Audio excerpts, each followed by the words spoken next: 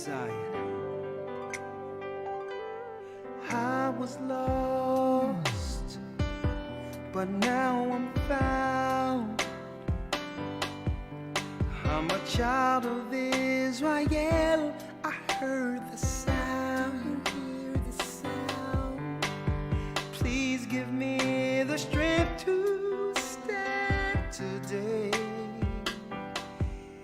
With my eyes towards the east, show me the way to Zion.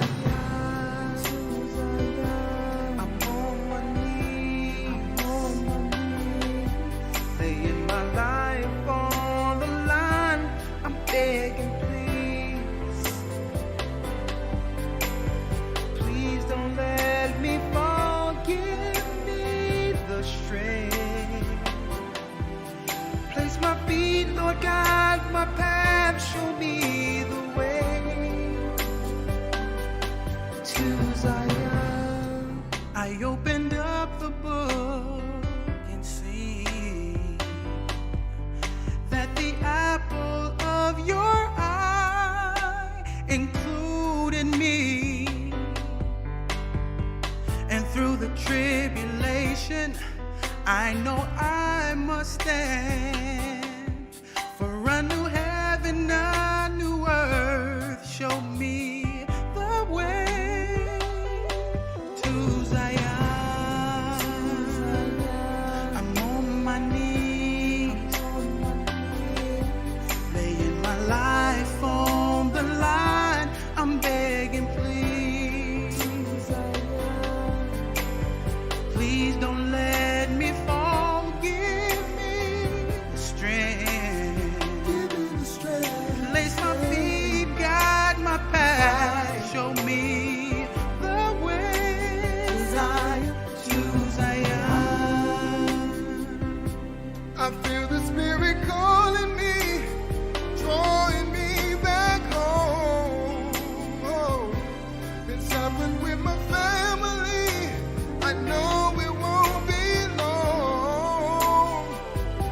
One day you're gonna look for me, and I'll be gone home. Yeah, Israel is calling us back home to Zion.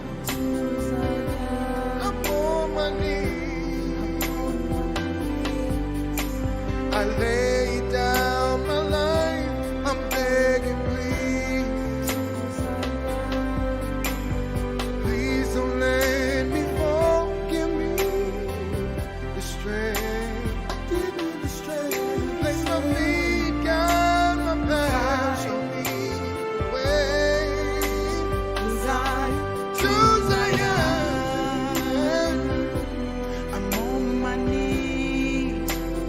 All right, all the way to Zion. I'm Elder Ricard Shiar along with Elder Lawyer for our weekly Sabbath lesson. Now, I know a lot of you have been waiting for this particular broadcast based on our, what you would call the Patreon discussion and update we had here on YouTube yesterday. Okay? Yeah. Y'all see the lesson, the Edomite Agenda. Connecting Edomite, Esau, to Babylon is our lesson today. There's an agenda going on, unbeknownst to believers. Okay? We've been circumvented. Like Malcolm said, hoodwinked, ran amok, led astray. And why? Because we have no idea of the battle we as the children of Israel were born into, where Esau would control the earth and control our actions, continue with their mental slavery on our people through what? The control of religion, academia. That's right. Religion, academia, as well as what? Its political system. These are the three legs the monster, Satan, utilizes, he stands on to keep the children of Israel, God's people, confused. So today we thought we would go into the understanding of how Esau was able to infiltrate us and get in position to where they are now to accomplish, you got it, the Edomite agenda. The Edomite agenda. Okay, we have to get over this European thing and white people, black people, and call it like the Bible labels it. And today, great lesson today. All praises be to the Most High. I hope you all are having a great Sabbath. And yes, we are in preparation for the Passover next weekend. All praises be to the Most High. Now, before I go into the Edomite agenda, right? Before we're going to go into that, brothers and sisters, for the last 6 months, 7 months, really, the earth has been experiencing serious, uncharted weather patterns. Earthquakes in diverse places. Rain in places where you seldom see rain in deserts. Snow in places. It snowed in Texas in November. All right. Even during this time on the East Coast, you felt the spring wind come in last week. People had on no coats, whatever the case is, walking out with shorts on, and then it was sleet and snow. Well, brothers and sisters, let me tell you now, it's because of the weather warfare, the weather modification. And the Bible speaks of all of this, okay? This is technology of the quote-unquote pagan gods being utilized through science to throw everything off in the earth, including seasons. And I'm going to be going over that after the Passover, some of the videos that fell on me. Hey, wait till y'all see this a week after the Passover.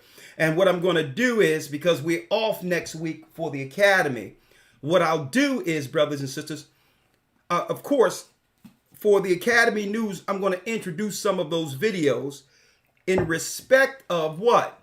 In respect of the YouTube guidelines that must be strictly followed on YouTube now that Google has been involved in, purchasing it and all that. I have to have respect for their guidelines, and we do. But some of these things I need to show, I would have to show on the separate platforms, unfortunately. But we're definitely under weather warfare. And every time you see something weird happening, like snow in March, okay, in mid-March, understand that that weather is being channeled from some other place. And it's causing disruptions where you will hear about an earthquake or something in another area when HAARP is turned on. HAARP, HAARP. Look it up. Weather for modification, weather warfare, the treaties of weather warfare. Look it up. Okay? Now, and this is why in the book of Jubilees, it states, we must keep the time 364 days only. It doesn't matter what you may see out there.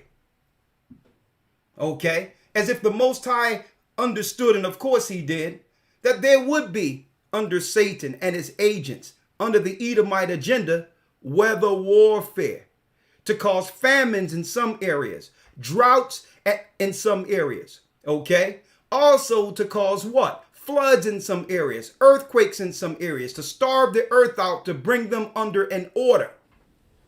Satan's order. So, and this is why when the Most High gave us the time, it was perfect years ago, equal parts day, equal parts night, on all of the observations that was out there. Sinai, Greenwich, as well as the Naval Conservatory in America, equal parts night and day. Once we had that, there was no need to modify after that. Because the Most High said, keep 364 days. Don't worry about what they're doing. And we're going to read this out of the book of Jubilees so that you can understand that this would happen. And then we're going into the lesson, the Edomite Agenda. Let's go, Elder Lawyer. Yes, sir. The book of Jubilees, chapter 6, verse number 32. And command thou the children of Israel that they observe the years according to this reckoning, 364 days. How many days? 364 days. 364 days. 52 Sabbaths. This was the secrets of the times that was revealed to Moses on Mount Sinai. That's right. The leader of Israel who led us out of Egypt received well more than just the 10 commandments during that 40-day and 40-night span. The Most High revealed many things, including the end to Moses. He says, listen, in the Jubilees, keep 364 days. That's 52 Sabbaths. Read, Elder Lawyer. Yes, sir. And these will constitute a complete year. They would do what? And these will constitute a complete year. These will constitute an complete year. See, it's not just within the earth. It's talking about time in general from the heavens. How the Most High deems time, which was created from the beginning. So weather and all that has no impact on the scales of time or the wheels of time, which leads to judgment. Right? Read. And these will constitute a complete year, and they will not disturb its time from its days and from its feast. For everything will fall out in them according to their testimony, and they will not leave out any day, nor disturb any feast. But if they do neglect and do not observe them according to his commandment. That means if the children of Israel do not observe this time according to how Moses gave it to them, then they will disturb all their seasons. It will disturb all of their seasons. See? Now, did we not turn to the Gentiles and begin to do things according to them? Yes, we did. So because of that, the seasons within the earth began to become disturbed. See? Read. But if they do neglect and do not observe them according to his commandment, then they will disturb all their seasons, and their years will be dislodged from this order. And their years will be dislodged from this order. Okay? Time was made for what? For the amendment and the making of man and the judgment on those who led man astray. So that's what time was created for. It was created to make man in the Most High's image from the beginning. So now the Edomites and others are looking to dislodge that time because they know a judgment will soon fall on them. But that could not have happened if our people didn't disobey the Most High commands. We went away from the law, statutes, and commandments of the books and the records of our forefathers, the Israelites, the prophets, and began to follow the ways of the Gentiles. We were warned. As a people, the children of Israel were warned. Read. And they will disturb the seasons, and the years will be dislodged, and they will neglect their ordinances. And they will neglect their ordinances. Read. And all the children of Israel will forget, and will not find the path of the years, and will forget the new months. The new months. And seasons. Seasons. And Sabbaths. Sabbaths. And they will go wrong as to all the order of the years. And we would go wrong, the Israelites, according to all the orders of the years. I'm reading out of the book of Jubilees, folks. The records of Jubilees that the Most High said hide and publish the rest. And guess what, folks? When you look at this book, Oxford University has these records, folks. Oxford University. So it isn't as if those who are over academia doesn't know this. And those who are over religion, they know this. But refuse to teach it in our churches, in our what? Places of education. They refuse because they don't want us on course with the Almighty. Finish reading. For I know from henceforth, and will declare it unto thee, and it is not of my own devising, for the book lies written before me, and on the heavenly tablets the division of days is ordained. So on the heavenly tablets, the divisions of the days are ordained. Okay? That means, that's right, within the records in heaven, regardless of what's going on earth, time is being kept according to this order given to Moses. It doesn't matter what's going on down here. Thou shalt be done on earth as it is in heaven. Hence the reason when the Most High gave us the information, we immediately began to put it together and put it in a calendar so that others can order it and be on time, knowing that the days have been dislodged due to our fathers' disobedience to get back on course. See, this is why we put it in a calendar to ship it out and give it to people who would like to see it from year to year to year. And why? And there's no adjustment of this from year to year. Why? Because the Most High said, keep it 364 days only. Don't worry about it.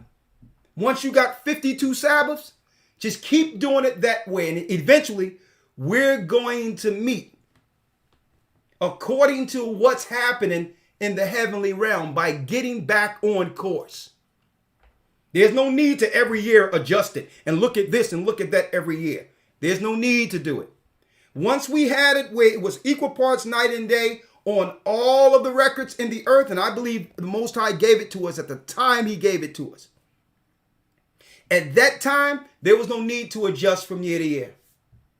We're going to keep it 364 just like he commanded. Read.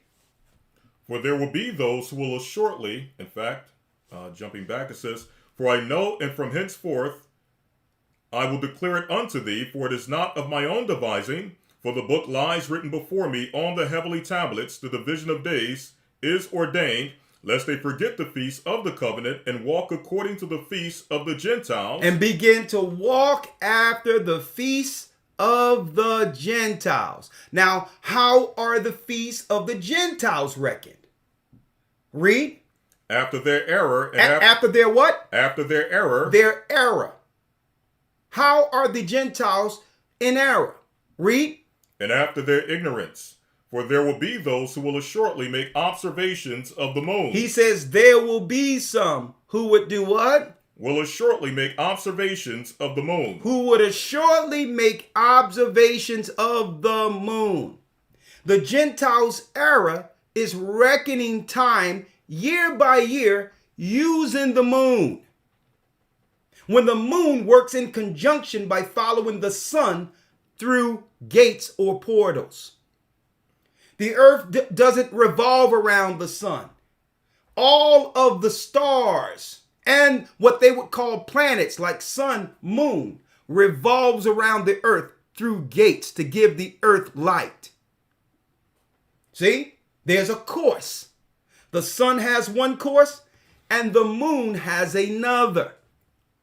So the Most High told Moses the mistake our people would make. The Gentiles would begin to observe what? For there would be those who will assuredly make observations of the moon. Would make observations of the moon. Read. How it disturbs the seasons and comes in from year to year 10 days too soon. Following the moon disturbs the seasons and come in 10 days too soon every year. In a nutshell, brothers and sisters, it's simply math. An annual lunar or moon cycle is 6 months, 30 days, and 6 months, 29 days. You add that together, that's 354 days, lunar cycles per year. So where's the other 10 days at? So this is why you cannot deal with the moon only. Because in the Hebrew where it says new moon, it's really saying new months according to the division of seasons each year. It's not talking about the moon in the sky when it says new moon. It's talking about a change of season in division of what? The 364 days, 52 Sabbaths given to Moses. Finish reading, Elder Lawyer. Hold up, before you finish reading, brothers and sisters, help us out. You can easily just hit that like button. We're about 1,000 now. Help us out there if you haven't already, all right? Just hit that for us. Thank you. We really appreciate that. Where you left off at, Elder Lawyer? Yes, sir. Verse 37. For this reason the years will come upon them when they will disturb the order and make an abominable day the day of testimony, and an unclean day a feast day. For they will confound all the days, the holy with the unclean. The holy with the unclean. And the unclean day with the holy. And the unclean day with the holy. See, this is what happens when you follow the moon only. You have people out there just looking at the moon, setting their Sabbaths after the moon by itself. Insane. Total insanity. Where the Sabbath falls on a Tuesday today, a Wednesday next, a Wednesday another time. Total insanity. Okay? Then you have under the Babylonians, they follow the moon according to their calendar structure. A time frame or time calculation Moses warned the children of Israel about. The Gentiles did this in ignorance and in error. See? Finish reading, Elder Lawyer. It says, for they will go wrong as to the months and Sabbaths and feasts and jubilees. Come on. For this reason, I command and testify to thee that thou mayest testify to them. Testify to the children of Israel. Come on. For after thy death thy children will disturb them, so that they will not make the year 364 days only. He said your children, once this generation is gone, the children will go off, the children of Israel, and not make a complete year, 364 days only. That's clear. Remember the Sabbath, keep it holy. This is how the Israelites kept time from year to year. Okay? It was quite simple. A new moon is an intercalary day which separates seasons. It's really quite that simple. Okay, 30, 30, 31. The 31st day is what? Of the third month? A change of season. That's simple. 30, 30, 31. That extra day in the middle, change of season. 30, 30, 31. That one is a change of season. 30, 30, 31. Springtime. It doesn't matter what they say. This is how time is kept in the heavenly realm where there is no what? Like seasons. Everything is out of course, and thou shalt be done on earth as it is in heaven. We are to keep this 364 day regardless of what the Gentiles do with their weather patterns and their weather modification machines. See? Because when Christ returned, guess what? There will be no more sea, and the sun, he will be the sun, and we will have light continually with no night. That weather is coming here. And I'm talking about good season, 364 days every year for 1,000 years. And you know what? I'm perplexed at how so many people are looking into to calculations of time now. and did nothing when the Gentiles were bringing forth all of that evil, their Babylonian calendars, when the Jewish and Judaism was bringing forth under their so-called Torah beliefs and Talmud beliefs, calendars and time, which our people actually followed without challenging anything that they were teaching. I need y'all to examine that. When the enemy does it, there's no scrutiny about it. The only ones who brought a light to this and scrutiny against what they were doing, the synagogue of Satan, when it came to time, was this church. Because what? At one time, we were deceived under their timekeeping until the Most High revealed the truth. Finish reading, Elder Lawyer. For this reason I command and testify to thee, that thou mayest testify to them. For after thy death thy children will disturb them, so that they will not make the year 364 days only. They will not make the year, that's the era, 364 days only. If someone comes and try to pull up something and say, well, it's 365.73 based on the weather and all that, know that they are what? Deceived. The reason why the Gentiles have to do all this miscalculation, leap year, change things around, you know why? Because they didn't keep the Sabbaths. That's why. And things have become dislodged. That's why. Read. And for this reason they will go wrong as to the new moons and seasons and Sabbaths and festivals, and they will eat all kinds of blood with all kinds of flesh. Crystal clear that it was showed to Moses, brothers and sisters, the error that comes from not keeping a calendar year, 364 days, 52 Sabbaths. That's it. He says that's an error in ignorance of the Gentiles. You do it this way, and guess what? Things will fall into place. They were dislodged. And now by us keeping it like the Most High commanded, he's going to bring everything back in order now that the children of Israel have begun to fall in order. According to what? His reckoning. Got that? I really appreciate you all for hitting the like button real quick. We just had to do that in Jubilees. And I'm going to have AC clip this. And it's going to be called Calculate Time According to God. Calculate time according to God's law. Right? So we're going to make this a section by itself to be uploaded. Don't worry about it. Let's now go in, Elder Lawyer. The Edomite Agenda. Linking Esau directly to what? Babylon. The Babylon ideology that's taught in our colleges, that's right, and their religious institutes that are set up, all of it. Their true agenda that was hiding the whole time right up under us will be revealed today. That's right, we're going to talk about that, all right? Real quick.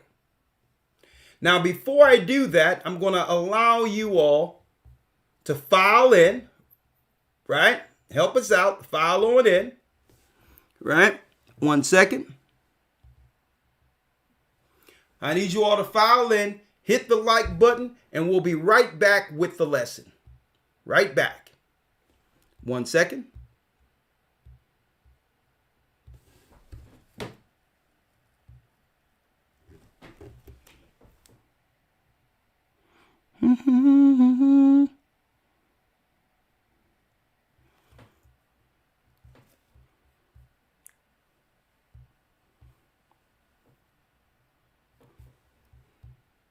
The Bible.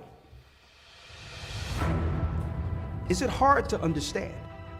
When it comes to reading the Bible, the first thing that comes to mind is the fact that this is the Word of God. The seals have been broken, and the truth is here. And when we go throughout the scriptures, when we go throughout extra biblical records, we find that the language that God employed, that he used to create the heavens and the earth was the Hebrew language. Christ said, I came for the lost sheep of the house of Israel. But yet no one, no religious leader, no religious church out there anywhere can now identify the 12 tribes of Israel. Can we? God is quite simple, but it seems as if man makes understanding him hard. What are those mysteries? The truth of your book and the truth will make you free. The Hebrew and Bible Academy, you're invited.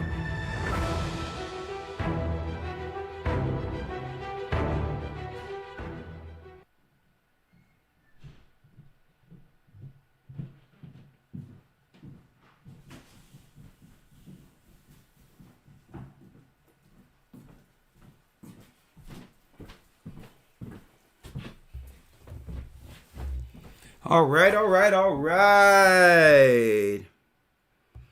That's right. The Hebrew and Bible Academy, you are invited. And yes, tomorrow we'll be going into week 6 of the Hebrew and Bible Academy. Yes, the love-hate relationship between man and woman. Boy, yeah, it's going to be a serious study on each of our natures, the man nature and the woman's nature. Okay, Satan have turned us one against each other, so that we learn to hate what the Most High made naturally. Men and women were made differently. Okay, they were made entirely different. Okay, and so a man that's looking for, a woman that's operating in that spirit of a man, you're going to do what? You're going to butt heads. So eventually, we must all submit according to the orders of God to see each other as the Most High intended. Okay? Because the world has gender bended, confused everything to a point to cause a melting pot of confusion so that we can fight one another, which is another Edomite agenda. And we're going to be talking about that tomorrow. Now, let's go straight into it. The Edomite agenda. Now, we've done many days where we get into Genesis 25 to identify who? You got it. Who is Edom? We covered that lesson in the academy as well as on our Sabbath broadcast, right? Jumping into who's Esau and what is their true agenda on earth. Where were they during the time of Christ? What were they doing? And how does that translate to the world we see today? The confusing world called Babylon. We're going to go into that right now, right? And let's go to the book of Obadiah first, Elder Lawyer. The book of Obadiah, the Edomite agenda.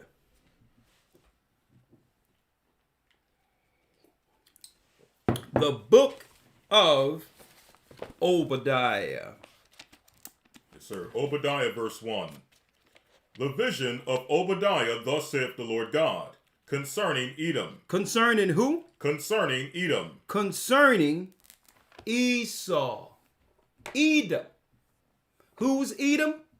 Genesis 25 states that the first came out red all over, and they called his name Esau.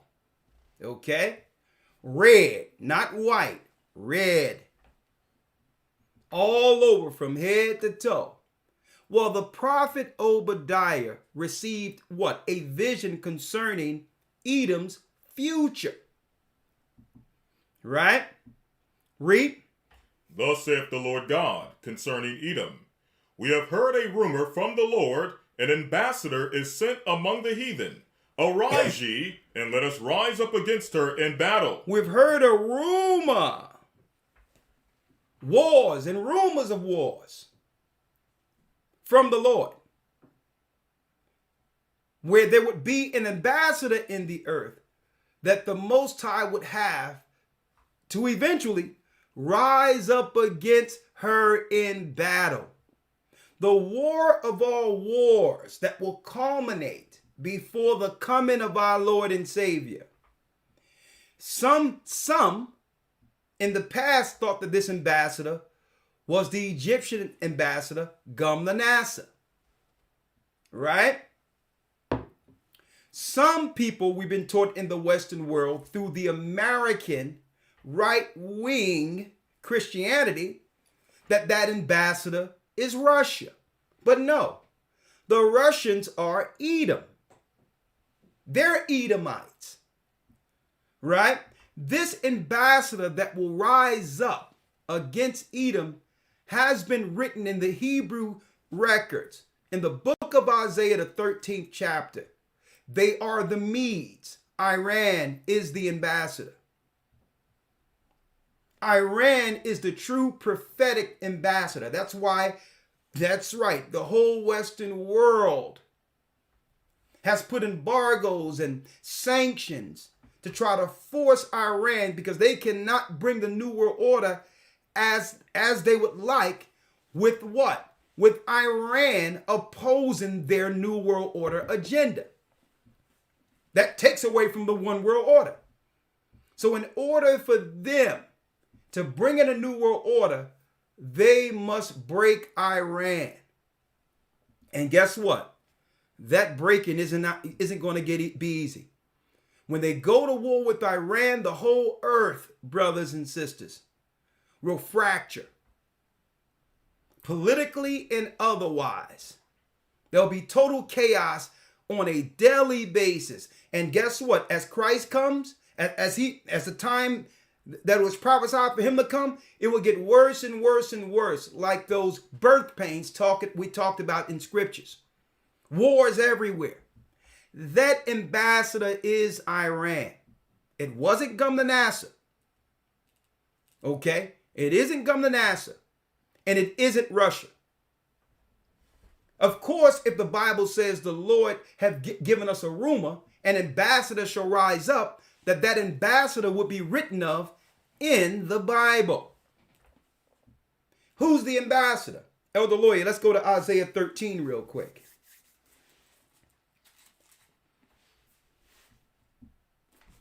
Isaiah 13, verse number 1. Read. The burden of Babylon, which Isaiah the son of Amoz did see. The burden of Babylon. Read. Lift thee up a banner upon the high mountain, exalt the voice unto them, shake the hand that they may go into the gates of the nobles. Shake the hand that they may go into the gates of the nobles. This is a warning to Babylon.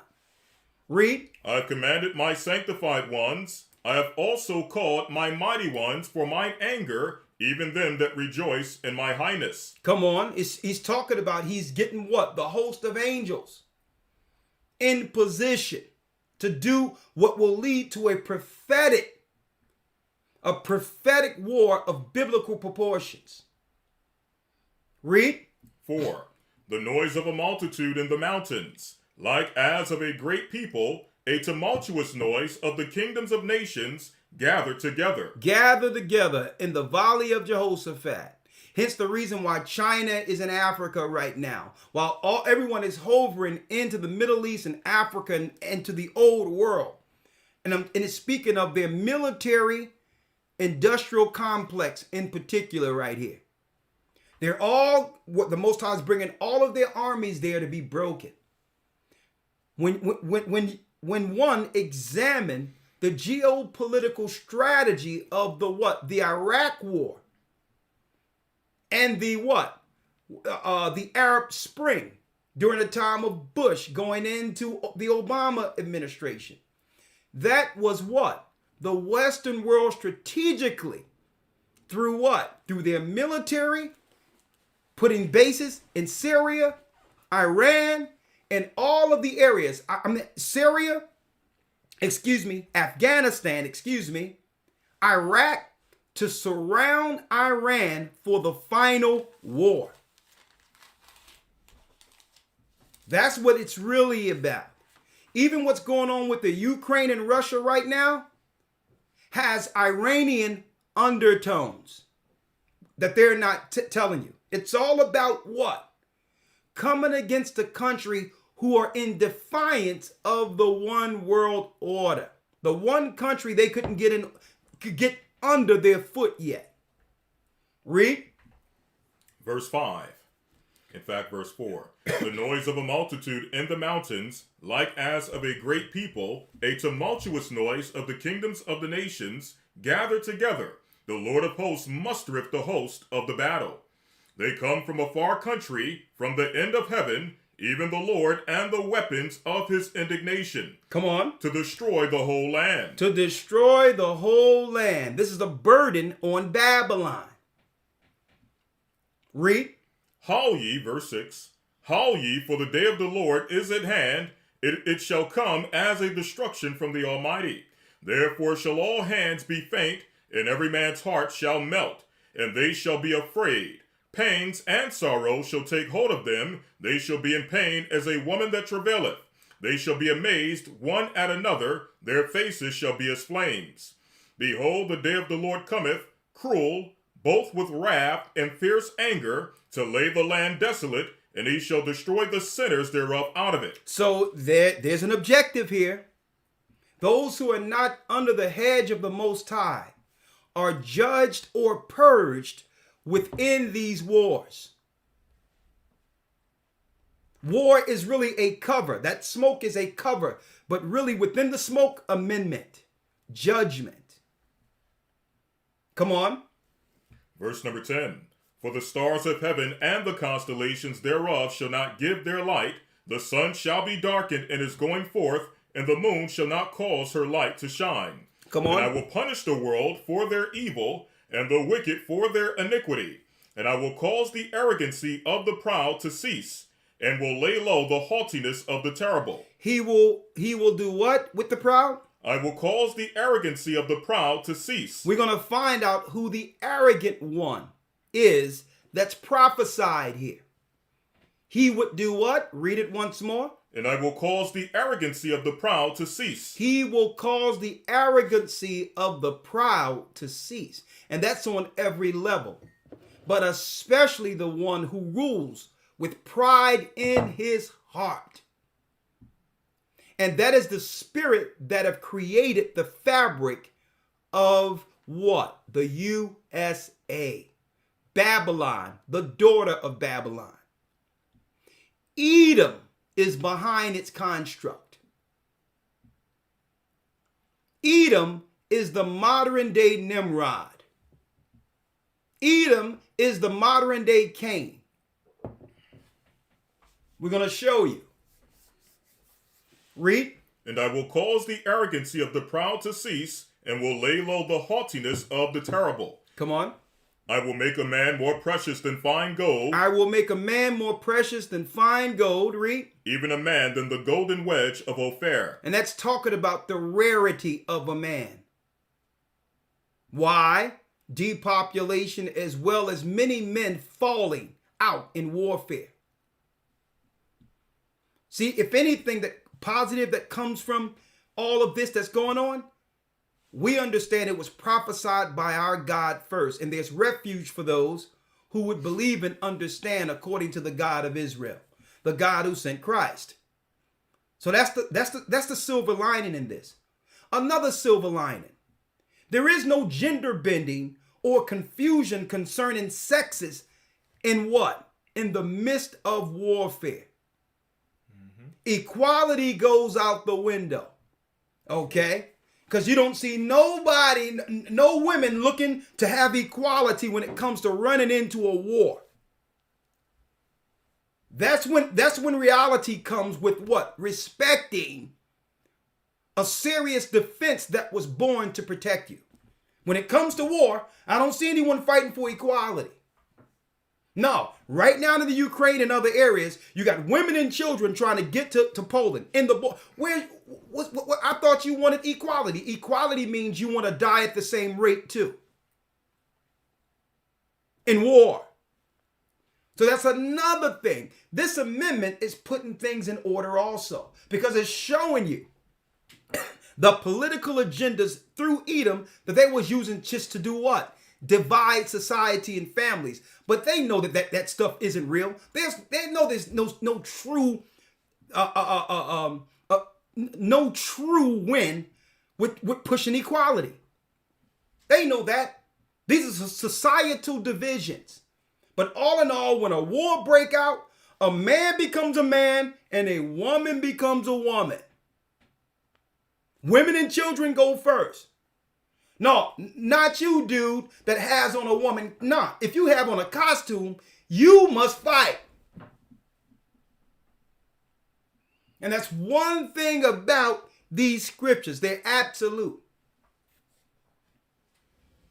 Don't talk about equality if you're not going to be the one on the front line in war. Okay? Finish reading. Verse 13. Therefore I will shake the heavens, and the earth shall remove out of her place in the wrath of the Lord of hosts, and in the day of his fierce anger. Come on. And it shall be as the chased roe, and as a sheep that no man taketh up, they shall every man turn to his own people, and flee everyone into his own land. And at this point, everyone is going to take sides with their own who? Country, race, people. Now, what of us? These countries have already developed what? A societal love to protect their own. Who are we going to run to? Who are we going to cleave to? That's why the opportunity is now. Who you're with will be your defense in that day.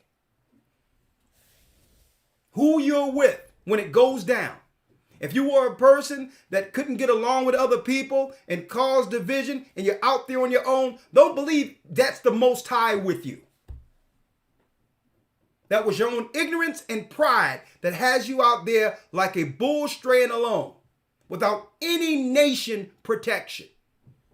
You can't say because of the Most High you're straying alone somewhere. That was your own pride, arrogance, and ignorance. Hence the reason, and I thank the Most High for the gathering of Christ Church. I thank the Most High for the brothers and sisters.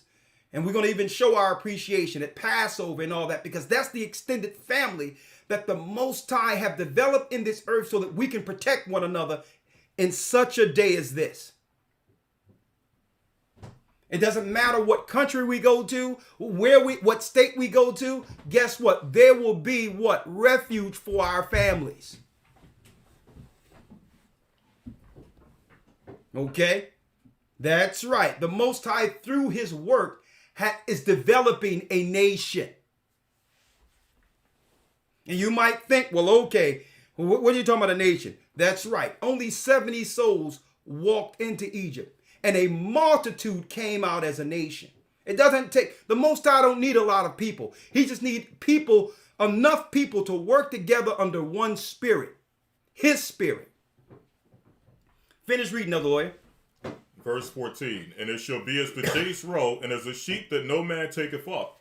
They shall every man turn to his own people, and flee everyone into his own land. Come on. Everyone that is found shall be thrust through, and everyone that is joined unto them shall fall by the sword. Everyone that is joined unto Babylon shall be destroyed. And this is when you're going to realize that you were deceived.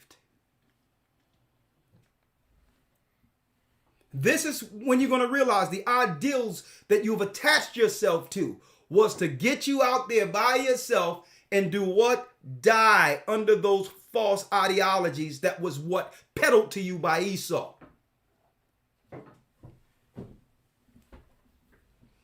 And this was shown in small doses in the beginning of what you would call the virus when it first came out. In small doses, people who didn't know how to do what? Operate with one another, who didn't understand the value of family and keeping relationships intact. Folks, they were scared as I don't know what when it all began. Because it happened all at once where no one had any opportunity to seek refuge. And when that happened, you should have seen the numbers of phone calls ringing off the hook, emails. I mean, the classes was no less than 4,000, up with 5,000 until they struck the page. If anything, that was a sign. If you were out there by yourself without any people to protect you. And this is what the Most High do. He'll give you a sign and say, well, see, right now you got through that one, but it's going to come a time where when it happens, guess what? It's never going to end. And if you were out there by yourself then, where will you be in the war? So the Most High loved us enough to give us signs to do what? To prepare and say, if this happened again, here's the plan. I know where my family is. I know who my people are who can protect me. I know how to bring things so that I can align and strengthen the family so that we can have a defense for ourselves. That's right. You strategize in times of peace. That's when you strategize. Or you will panic during time of war. And what did I see when that virus broke out? Nothing but panic amongst our people. And I was telling people, listen, this ain't nothing. Just don't fall for it. The prophecies tell us what we need to be concerned about more so. This is nothing. This is a campaign. We told you. But guess what? We would not have been able to do so in such confidence if the Most High didn't develop a foundation that was built on Christ, that we can trust on in time of trouble. A foundation. People who have worked together, who love one another, who believe in Christ, who pray together. People that you can call and you know they'll be there for you in any instance. That was developed through a work. Come on, other lawyer. Come on, brothers and sisters. Hit the like button. We're about 1,000 down again. I know y'all listening and we're up in it, but come on, help us out. Come on. Yes, sir. Verse 16. Their children also shall be dashed to pieces before their eyes. Their houses shall be spoiled, and their wives ravished. Behold, I will stir up the Medes against them. I will stir up who? I will stir up the Medes against them. I will stir up the Medes against them. This is the ambassador that the book of Obadiah speaks of. It's not talking about Gumlanasa. It's not speaking about Russia. It's talking about Iran. Iran. This is why the government strategically have placed military bases, Afghanistan, Iraq, Syria, all of these areas surrounds Iran, understanding this prophecy. But they're not going to be able to stop it. When the Most High's word goes out, it doesn't come back void. I don't care what they strategically plan. It doesn't matter. It was said that the Most High would do this. Now, some people might ask, well, if the Gentiles, Edom, know that Iran is this prophecy, why are they poking the bear? Well, you know what? It's a catch-22. They cannot fulfill the end part of their agenda if they cannot first get the whole earth under one order. They cannot do it. One thing Nimrod had at the Tower of Babel is full cooperation of all nations. See? The Tower, Babylon. See? There was full cooperation of all nations to do what? To accomplish Satan's agenda through Nimrod. So that's the catch-22. If they sit back, they run out of time. And I'm not just talking about the people. I'm talking about the spirits they worship on high levels. If they sit back and do nothing, they run out of time. And I'm going to show you what they're trying to do. All right? Now, if they fight, Iran, the Most High must stir him up to bring forth the prophecies, the war of all wars. See? And they'd rather deal with that in an attempt to get the whole world under one order. And I'm going to show you this today. Then sit back and allow time to tick against them. Because in their mind, they believe Esau under Satan have deceived themselves into believing that there's a win against God. Finish reading that one point, Elder Lawyer. Verse 17. Behold, I will stir up the Medes against them, which shall not regard silver, and as for gold. That's the whole thing. Come on. And as for gold, they shall not delight in it. You're not going to be able to bribe them into the New World Order. They've tried everything. But Iran, in their minds, they believe prophetically, that's right, that they were put in place for an end time cataclysm. So there's no money. That's why they're trying to sanction Iran to squeeze them financially. But it hasn't worked. Because to them, it's not about gold or silver. It's about surviving to keep the values that made their country strong. Family. They're fighting against the Western world's immorality. They see what happens when they send their children here to America. They're not the same when they come back. They see the poison that's administered from the daughter of Babylon. And they know that if their moral fabric is destroyed, there's no country to what? To defend anyway, if the children are compromised. So they're fighting for something more than just silver or gold. You can't pay them to sell out their own children like you can here.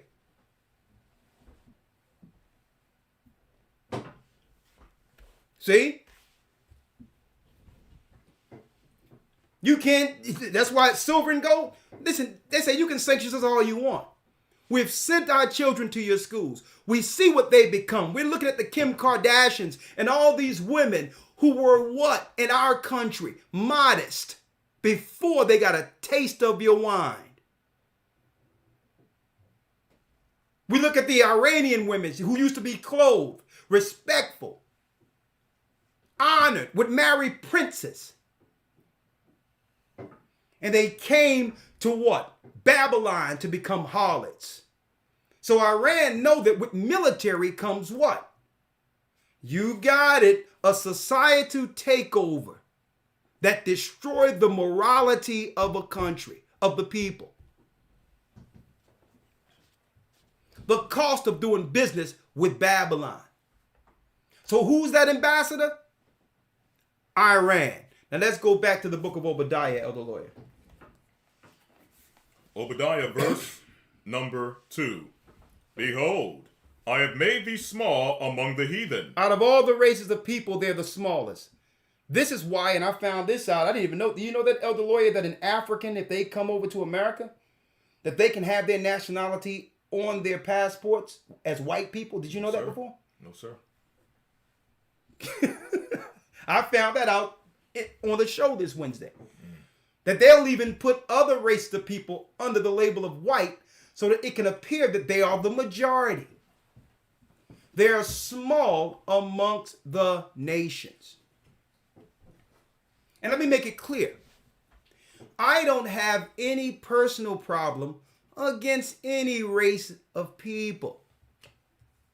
But in order to bring forth the understanding of God's prophecy, there must be an identification of all nations, especially the nation who's in control. Esau, Edom, Rome. Read. Behold, I have made thee small among the heathen. Thou art greatly despised. Come on. The pride of thine heart have deceived thee. See? Their pride of their heart have deceived them. Esau think he can win this thing. Now, when it says pride, it must be pride up against what? The God who's delivering this prophecy. You have deceived yourself, Esau, is what our God, the God of Israel, is saying. You have deceived yourself. You will be judged under what? The prophecies concerning you. You will be judged. Read. The pride of thine heart have deceived thee, thou that dwellest in the clefts of the rock. Thou that dwell in the clefts of the rocks. First in the mountains of Mount Seir. Later in the Caucasus Mountains of Georgia, Russia. Eastern Europe. Yeah, the Ukraine and all these areas, folks. That's where Esau was hid up at. And they'll make you believe that there's some humanitarian thing going on there against two Edomite forces that the world should be concerned about, not realizing under the cloud of war, they're strategically moving people in place against whom they deem is the enemy. That's what this is all about, folks. Strategically maneuvering people under the cloud of war, engineered through what? Media. The pride of their heart have deceived them. They believe they can win this thing against God and against God's people. The problem our people has here in the world, in Babylon, that we don't know that we are at what? We are between the crosshairs and we are the aim for their destruction in war. That's the issues our people have. Trusting in Babylon, believing that Babylon has our best interest, but at the same time looking at and witnessing the destruction of what? Our moral fabrics and our families. Finish reading, Elder Lawyer. Come on. The pride of thine heart have deceived thee, thou that dwellest in the clefts of the rock. Thou that dwelleth in the clefts of the rocks. Whose habitation is high. Whose habitation is high. That saith in his heart, who shall bring me down to the ground? Saying, who shall bring me down to the ground? Read. Though thou exalt thyself as the eagle. Though thou exalt thyself as the eagle. Every place Esau takes power, any area that he actually, sets his foundation on, just like an eagle, he perched from high and watch its prey. Every place he established, he brings forth the eagle as his emblem. Esau's not even hiding who he is in the earth, who they are. Russia, eagle. Rome, eagle. America, eagle. England, eagle. Though thou exalt thyself as the eagle. Read. And though thou set thy nest among the stars. Here's the agenda. Though thou set thy nest among the stars, and we're going to go back there. Their whole plan is to do what? Get all people under a new world order to help them off of this plane, knowing what's prophesied to come here. Though thou set thy nest among the stars, read. Thence will I bring thee down, saith the Lord. I will begin to bring you down. You're trying to get out into the heavenly what? The heavenly north to fight against what? The God of all gods. The same plan as Nimrod. We know that your space technology, the technology we see today, is angel technology. But you know we're in a time where the people will not what? Volunteer. Understanding your true missions now, your true agendas against everyone. So now they're tightening the reins, Esau's doing so, to force people to build his tower. Hence the reason for war. But in order to do so, he had to break us down through time. Right? He had to break us down through what? Through academia, religion, so that we as a people could begin to compromise our traditional beliefs. How did Esau do so? I'm going to go back to Obadiah, but now it's time to show you how he did so. Right? At one point, Esau primarily was dealing with the Canaanite religion that he learned under Satan at Mount Seir. Now, eventually, brothers and sisters, there was what? A compromise, an alliance that would allow Esau to come in under the children of Israel's belief system. Now, at that time, it was an alliance that we didn't deem a threat. But eventually, Esau would work in an undercurrent to use what he learned from us to create a new religion that would eventually taint the minds of what? The future generations. What was at the core of their belief, right? Elder Lawyer, I need you to get Hyrcanus, the time of Hyrcanus, out of the Josephus. This is Antiquities of the Jews, book number 13, verse number 275. Come on. Okay, now y'all doing a great job, but if you haven't already, you're in right now. Please hit the like button for us so we can drive more traffic here. We're up 36.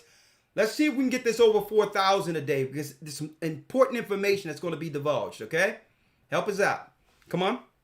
Hyrcanus took also Dora and Marissa, cities of Idumea, and subdued all the Idumeans. Idumea is the Greek word for Edom or Esau. You can find Idumea in the Bible. Okay? Hyrcanus were what? They were Israelites. Okay, during the Hasmonean dynasty, who eventually did what? Subdue a part of Esau, who are today deemed Europeans. Read. Hyrcanus took also Dora and Marissa, cities of Idumea, and subdued all the Idumeans, and permitted them to stay in that country, if they would circumcise their genitals, and make use of the laws of the Jews. So we told them that we will convert you and allow you to stay in this country, which was amongst our people. Okay? These are the Maccabean stories that are not taught in our churches, where our people ruled. We were the Maccabees. Okay? Predominantly the tribe of Levi. But there were Judah and Benjamin that were operating during that time.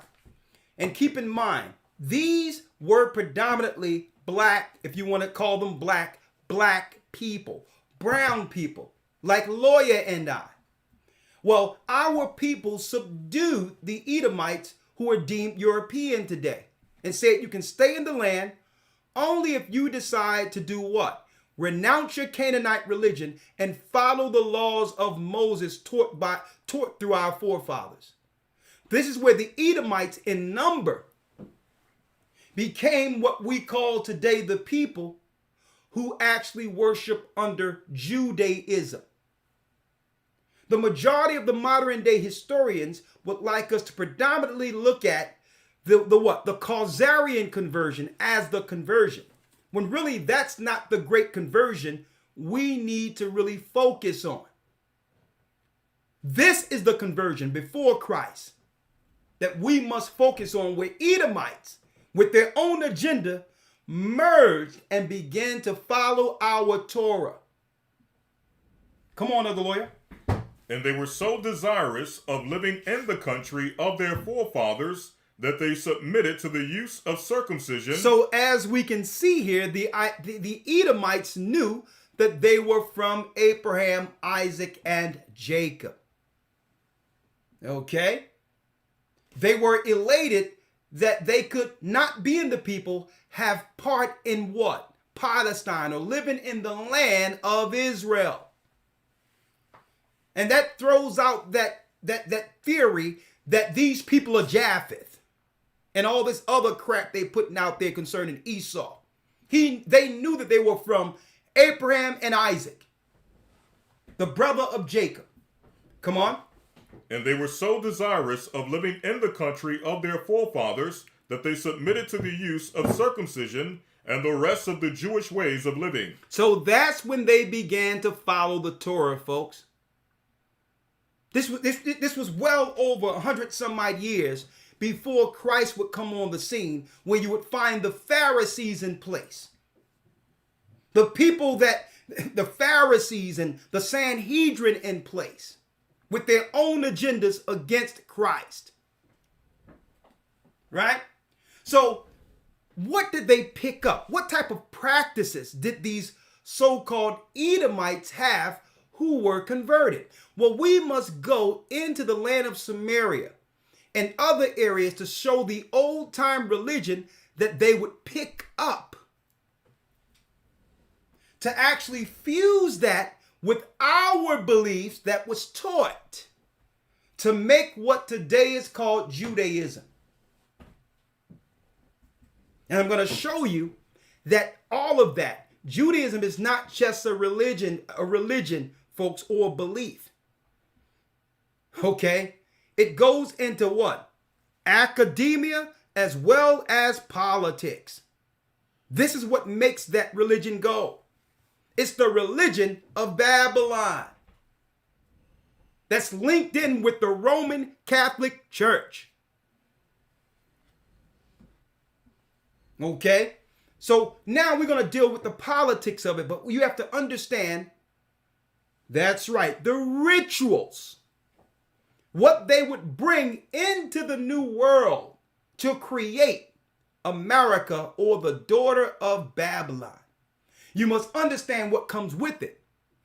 At one time, that's right, they learned our Torah. They learned our law, these people.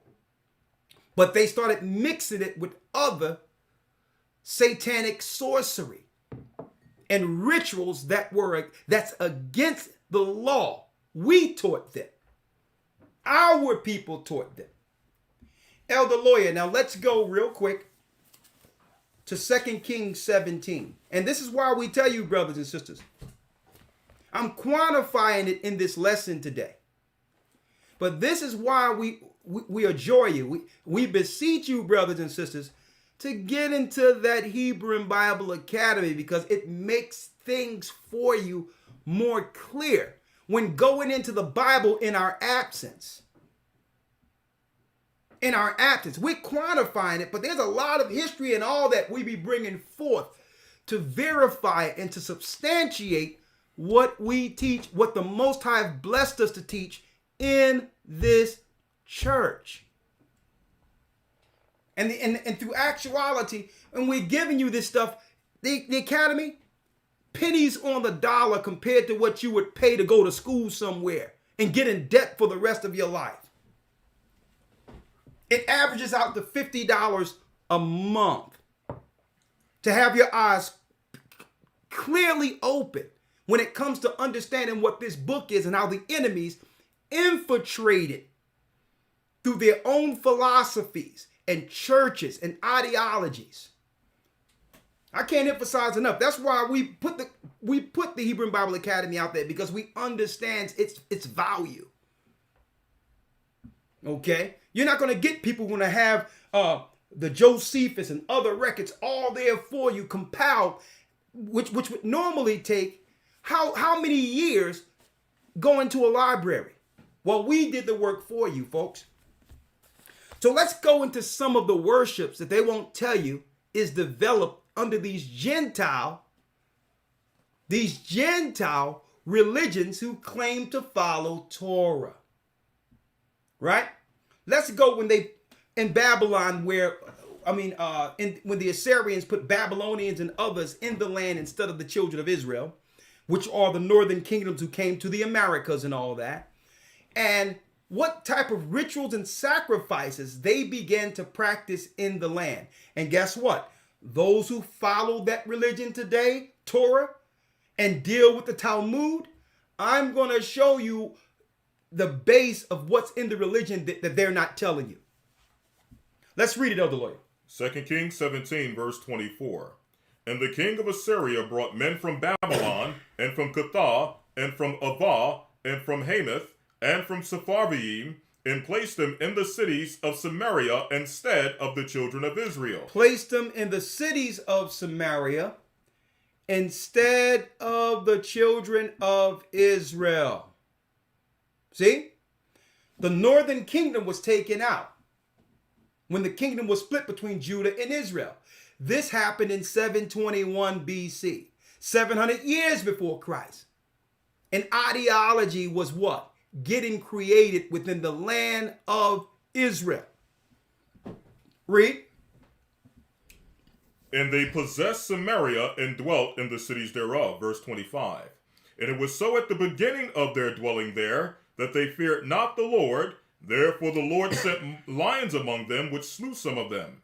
Wherefore they spake to the king of Assyria, saying, the nation that thou hast removed and placed in the cities of Samaria know not the manner of the God of the land. Come on. Therefore he sent lions among them, and behold, they slay them, because they know not the manner of the God of the land. Come on. Then the king of Assyria commanded, saying, carry thither one of the priests whom ye have brought from thence, and let them go and dwell there, and let him teach them the manner of the God of the land.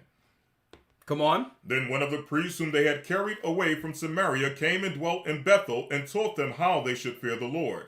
Howbeit, every nation made gods of their own, and put them in the houses of the high places, which the Samaritans had made, every nation in their cities wherein they dwelt.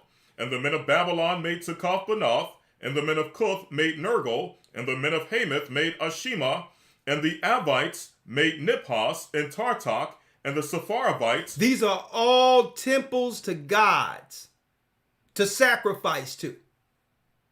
Read. And the Avites made Niphos and Tartak, and the Sepharvites burnt their children in fire to Adrammelech. And they burned their children, what? In fire to Adrammelech. In fire to Adrammelech. Child sacrifice. Fused with what? The laws we taught them in 721. So now, when they're before us, speaking of the nations who have now taken from that religion that was created there, that we see today, when we talk with them, they talk Torah. They talk Torah. But when others speak to them, they talk Talmud. See? Slick. They know exactly what to say, knowing what's at the base of their religion. Satanism. Child sacrifice. See? So when we taught the Edomites and Idumea, yes, they followed the law in front of us, but they were still dealing with the undercurrents of the Canaanite religion and what we are witnessing here. Those who went in our land and began to sacrifice children as part of their rituals. Now, of course, some might ask, well, does that happen today? Yes. But we have the news who can explain things off as accidents.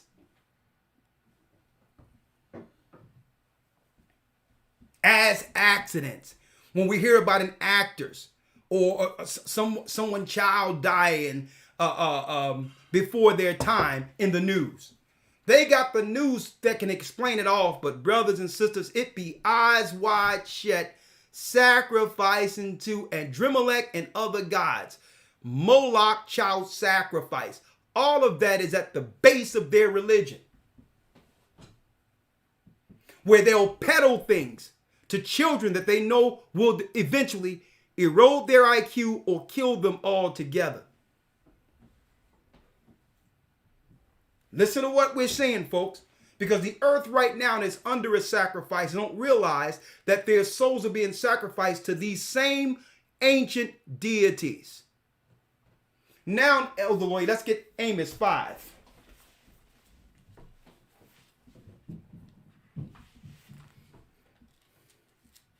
And we're going to bring this up full circle. We're going to bring it around full circle. This is Amos 5, verse number 26. Read. But you've borne the tabernacle of your Moloch. Of Moloch. And Chayun. And Chayun. The images of your God. The images of your God. Which ye made to yourselves. Which ye made to yourselves. Because eventually, after the fall of Babylon, our people began to follow these false religions and practices and rituals, which led to our people going into captivity. This new way of merging what? The Torah and God's law with what? Pagan ideology, which led to the fall of our people. And it's the religion the Gentiles continually till this day upholds. Read on, Elder Lawyer. But ye have borne the tabernacle of your Moloch and your Chayun, your images, the star of your God, which ye made to yourselves. The star of your God that you made unto yourselves. The star of Moloch, the six-pointed star. The star that was named the Star of David, but it isn't talking about David the king. It's Megan David under the Rothschilds. The red David. See? That was a star outright front that tells people what religion they deal with and what are the rituals attached to it. Under the occult. Child sacrifice. But what they'll do is they'll try to explain it off by using biblical stories like when Abraham took Isaac up to Mount Moriah. This is how they try to excuse it off. Well, the Most High spared Isaac. So they'll use the Bible when it's convenient, or the Torah when it's convenient, to do their sick child sacrifice. But then when we challenge the moral clauses of the Bible that they continually break, they'll now say, well, hold up. We don't see the Bible as you see it. We follow the Talmud. See? That's what they do. So they'll conveniently use the Bible when it's convenient for their satanic practices, or the Torah when it benefits them. At the same time, they are against the word. Read that last piece again, Elder Lawyer. Amos 5, verse 26. Yeah. But ye have borne the tabernacle of your Moloch and Chayun, your images, the star of your God, which ye made to yourselves. Which ye made to yourselves. So now they're fused. I appreciate it. Yes, please. Thank you. You want to take this? Mm-hmm. You got it all. Thank you. Now, so brothers and sisters, now they have fused the old ancient child sacrifice to Adrimelech. Star of David to Moloch, where now it's child sacrifice under Babylon. Right? Added with the Torah that we taught them during the what? During the conversion, during the Hasmonean time, during the time of the Maccabees. and made their own religion, where it would be a political structure, child sacrifice, and the plan to build the tower for Satan infused under one ideology, one religion. Right? Now, this is why Christ said this. Because by the time Christ came on the scene, these same people became what? An political powerhouse in union with the Roman Empire. Okay?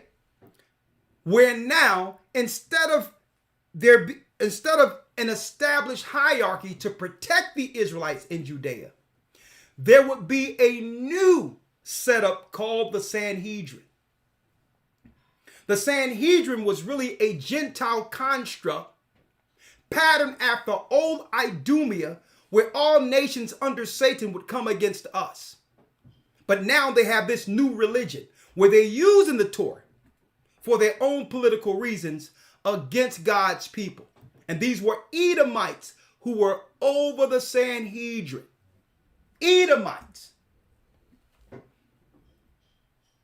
Now, what are their names according to history? Elder Lawyer, let's get back to the Hyrcanus real quick, because I'm just going to give you all the history and let that speak. How this new term came up. And these were the people who were placed politically over Judea before Christ was in place. And eventually it would lead to Christ's death, the destruction of the first church, and the fall of our people in Judea by the hands of Esau. Right? Read that last piece again where they was converted and what they were called after that in the Josephus, Elder Lawyer. It says, and they were so desirous of living in the country of their forefathers that they committed or submitted to the use of circumcision and the rest of the Jewish ways of living, at which time therefore this befell them, that they were hereafter no other than Jews. They were no other than what? They were hereafter no other than Jews. So this is when the Edomites gained that label.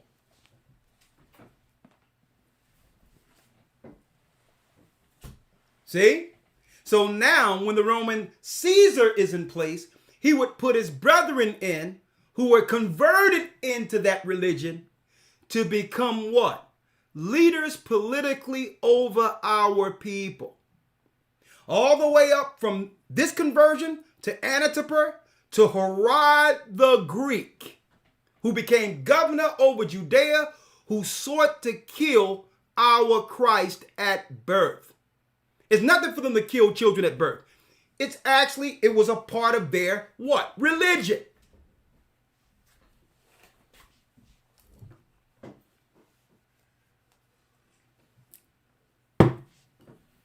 So this is what Christ said. He told us, right? He told us to beware of something. These Pharisees weren't all of our people. They weren't our people. They were political plants in place who used the Torah when it was convenient for them.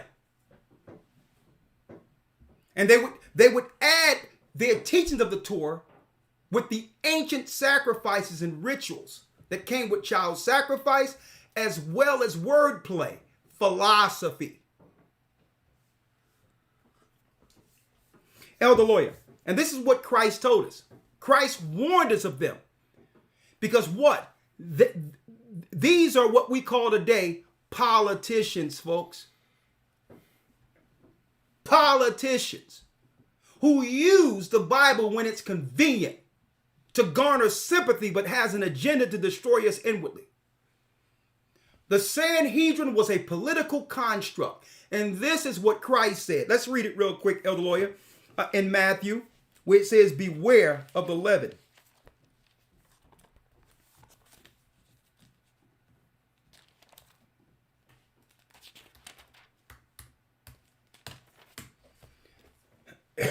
Let's read it. You have it? Yes, sir.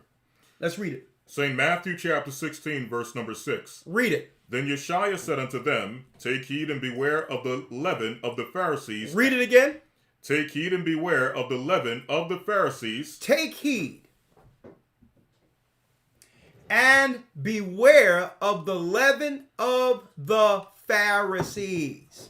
That's what Christ told us. Now think about it, folks. I don't know how many of you out there bake, but it only takes a little bit of yeast to impact the whole loaf. And that's the difference from what? Leavened bread and unleavened bread. You can have your flour, your little sugar, a little thing of salt, but folks, you can take a little bit of leaven or yeast and put it in it, and you can have it in a thing of flour.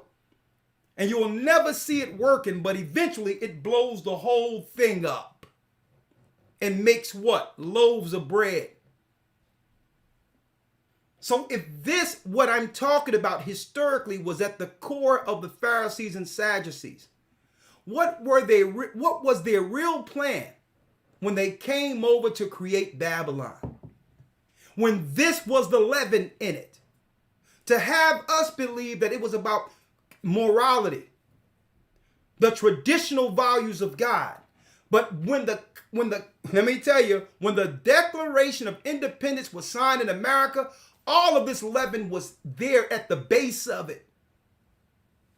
And eventually, once America comes to its end, we would understand its purpose from the beginning.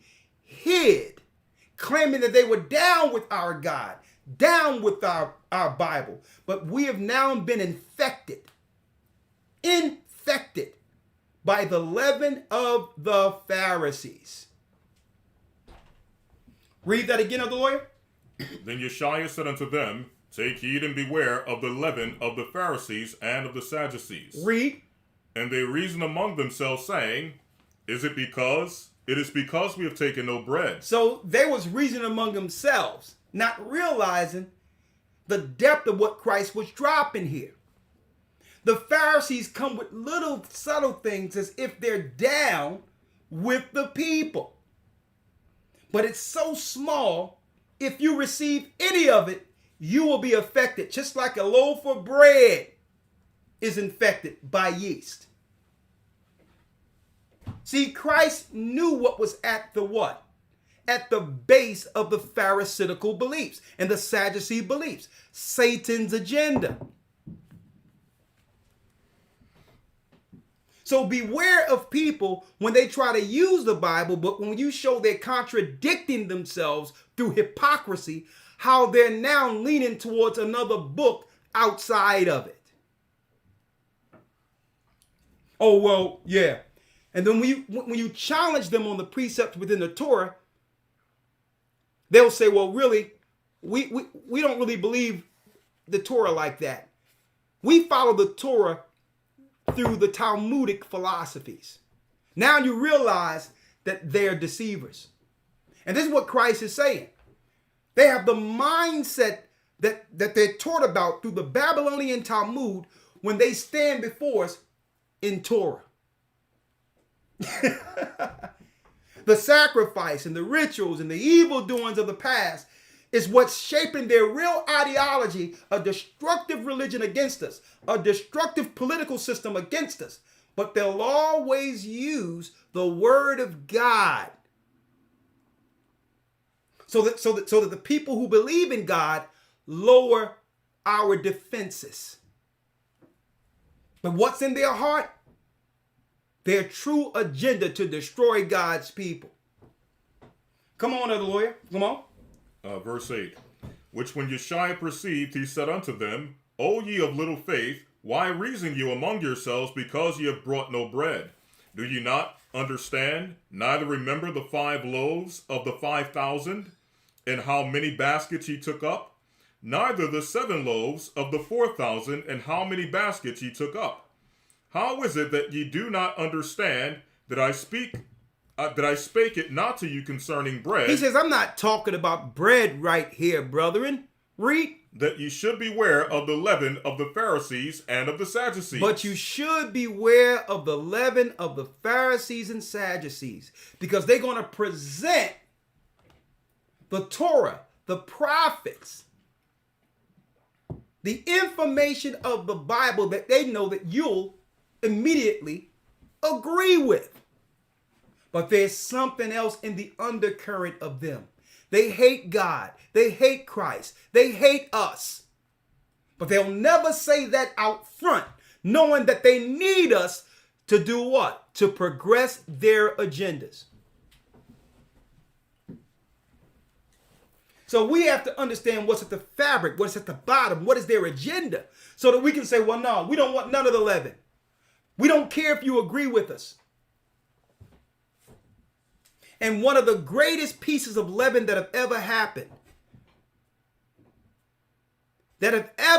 to our people is not trusting in God over a political system that was established to destroy them. The Sanhedrin was a political position under the Roman Empire used to infiltrate, control, and to use the children of Israel as slaves.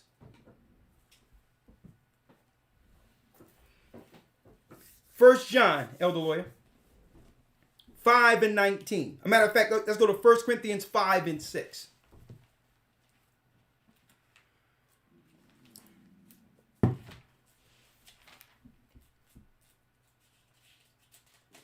First Corinthians 5, verse 6. Read it. Your glorying is not good. Know ye not that a little leaven leaveneth the whole lump? Know ye not what? That a little leaven leaveneth the whole lump? It only takes a little leaven to leaven the whole lump. Just a little. It destroys everything. You don't see it initially because it seems innocent. It's only a little bit. But this is what they do. They always bring in a little leaven and have us connect ourselves with it. And at the end, when the bread blows, when you see it for what it is, and this is usually when it's too late to do anything about it. We've been deceived or tricked. When it's too late, by the time we see what the true agenda was, it's too late to do anything about it anyway. See? This is what they do. When it comes to tolerance, when it comes to bullying, all of these things, initially we're being what? Being caring people who believe in God's word. We'll begin to sympathize, not realizing that they're politically tricking us and infiltrating us with these particular agendas. See? A little leaven. And we have to understand that leaven comes through what? Politics is part of their religion. Lying politics. Read that last piece again, Elder Lawyer. Your glorying is not good. Know ye not that a little leaven leaveneth the whole lump? A little leaven destroys everything. Either we're going to deal with their ideology and accept it or shun it altogether. You just allow a little bit in of their philosophy and their evil, it'll destroy the whole thing. So the whole deal is we must understand and understand this clear, that according to God, there's two separate governments. And you have to choose whether or not you're going to follow the government of God or the government that's filled with leaven that will eventually destroy you and your families. And the government must be instituted off of laws contained in the book. And you have to make a choice and say, well, okay, there are laws within the government that coincides with God laws. Okay, I can agree with that. But I will not participate in any of these government's agendas, because Christ has a separate agenda. Elder Lawyer, let's go to 1 John 5 and 19. And this is why. This is why. 1 John 5 and 19. 1 John 5, verse number 19. And we know that we are of God, and the whole world lieth in wickedness. We know that we are of God, but the whole world do what? Lieth in wickedness. Lieth in wickedness. When you lay the foundation of something, you're laying what? The base. And building upon it. The whole world's foundation is wicked, brothers and sisters. The whole system. All of it. Every last bit of it. So when they set what? An historical foundation to be followed, we must examine what was in it. Even till this day, Americans believe that our founding fathers, or America's founding fathers, core belief was in what? The Judeo-Christian values contained in our Bible. That's what they teach us. That these were all Christian men, Puritans, who were rejected by their own country and wanted to come over here and worship God. Folks, that was a bold-faced lie. The foundation was built in total deception. And I'm going to prove it. Read that last part again, Elder Lawyer. 1 John 5, verse 19. And we know that we are of God, and the whole world lieth in wickedness. And the whole world lieth in wickedness. The foundation is evil, wicked. The whole thing. So they try to give us a story that initially we'll agree in, to believe that there was some moral purpose during their conquests, during their colonizations, when really the agenda was clearly stated in the book of Obadiah. See? Now those who fall victim to the 11 die believing it. And that's why Christ says, beware of what? The leaven of the Pharisees and scribes, the people who converted and gained political position over our people who are still in power. Who are still in power. Babylon the Great, Elder Lawyer. You have something? No, sir. Okay, let's go. Revelation 18. Revelation 18, verse 1. Read.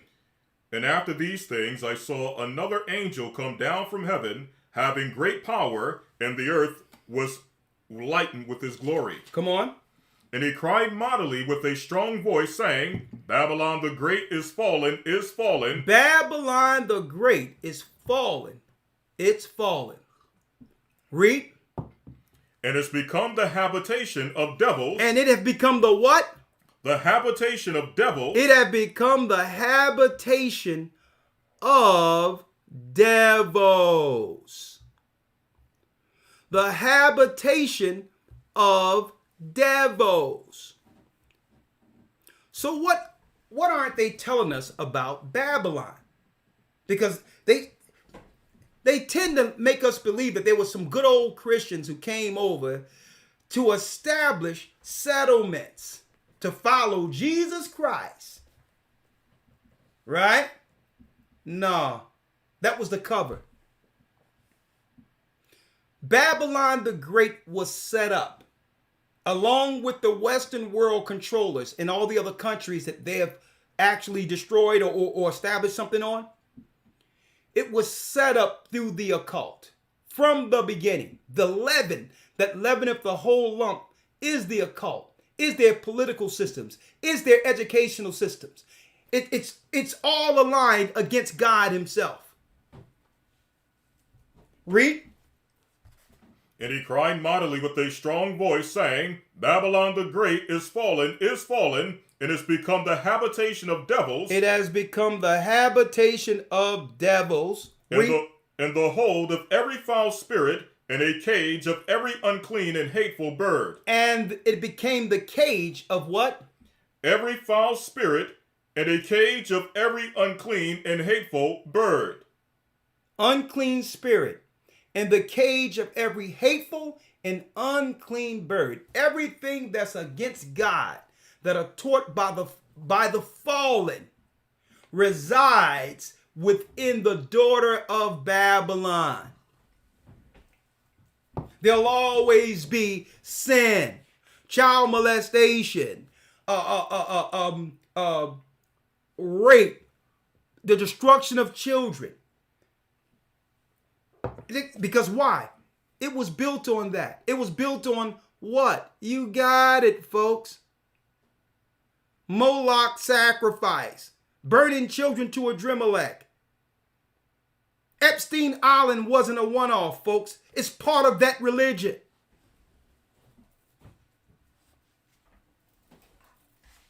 You hear about Epstein, Weinstein, all these other things. You hear about Woody Allen marrying a 10-year-old little Asian girl. You see Charisse Theron took 2 black boys and adopted it and turned them into 2 daughters. Under philanthropy, I just wanted to help the underprivileged. It always comes with some type of morality that we can read in the Bible. But what we're witnessing is evil. They use the Bible to lower our guard. But these people are without spirit, without any care for God. They are occultists. These are they who set up your schools, who set up your universities, and guess right, and who have set up your churches and your religious institutions with an agenda. To shake all the children of the earth from their values and traditions that would normally align them in position to protect their own. To use our children as slaves to bring forth Satan's agenda on earth. Come on. Verse 3. For all nations have drunk of the wine of the wrath of her fornication. All nations, read. And the kings of the earth have committed fornication with her. And all the kings of the earth are in collusion, read. And the merchants of the earth are waxed rich through the abundance of her delicacies. Wall Street, they've all tapped into what? Their monetary system, their construct of control. They're all a part of it. The trading system. If you want to be a part of this, if you don't want to be a part of Satan's plan, we will sanction you. We'll put embargoes on you. In order for you to operate and feed your nation, you must bow to the beast. This was their plan from the beginning at what? America's infancy.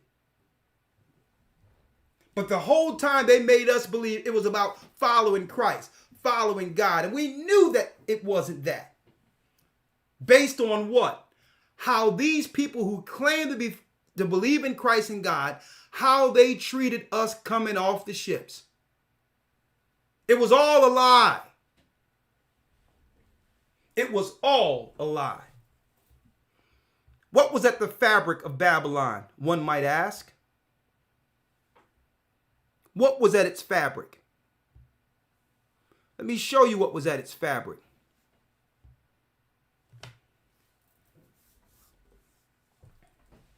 The Baphomet. Here's George Washington, supposed to be what? The first president of the United States?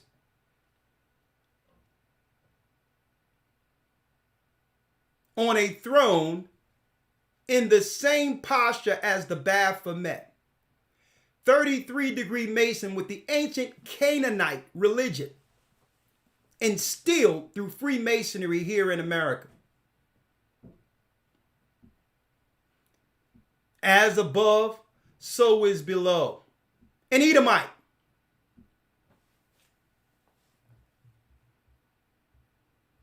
There's more. There is more. One moment. Let's go here.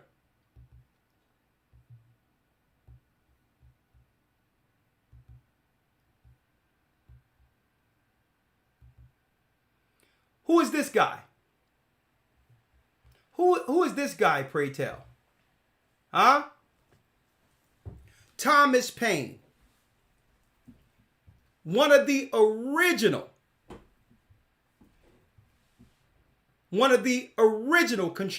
constructors of the Declaration of Independence. He's almost perceived as a god of Massachusetts. And he wrote a dissertation, or wrote a paper called The Age of Reasoning. Straight occultist, child sacrifice, hates the Bible. This guy. He came up with an age of reason where he can use the Bible for himself to bring forth his own political agendas. But at the same time, bring into question the belief or the validity of the Bible, or the belief in the same God of the Bible. The age of reason is the theology that most are using now from this Satanist right here, who belong not only to those who signed the Declaration of Independence, but the Hellfire Club over in Europe. Straight Satanist and occultist. He was there with a record called The Age of Reasoning. In the beginning, he would write a record that would eventually do what? Stimulate conversation in America that would have those who are called Americans question the validity of the Bible. That was the leaven that was in the beginning at the signing of the Declaration of Independence. Occultists. Occultists, brothers and sisters, more. Hellfire Club, an 18th century ritual cult for the famous and the powerful. These are they of high academia under Satan who established what we call Babylon. It had nothing to do with setting a place that would actually bring forth the morality and the righteousness contained in the Bible. More. Ben Franklin, another decorated member of the Hellfire Club. Right? Another decorated member of the Hellfire Club. Now, he had a place here, Benjamin Franklin's house, still here in Old City, Philadelphia. The chilling story behind skeletons in Benjamin Franklin's basement. The skeletons of people and children, leaning right back to the sacrifice to Adrimelech, the sacrifice to Moloch. Now, as far as his religion, y'all can look into that. I'm not trying to go into that right now, but it'll tell you what he belonged to. Benjamin Franklin wore many hats in his lifetime. Founding father, scientist, author, printer, political theorist, politician. What it says right here?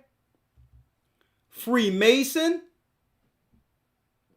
postmaster, inventor, statesman, and diplomat. But where did he get the understanding of invention from? Okay. It was the demons he worshiped. But a macabre discovery below the London townhouse that Franklin occupied during his post as ambassador to the court of St. James led to the discomforting question: was Franklin also a murderer?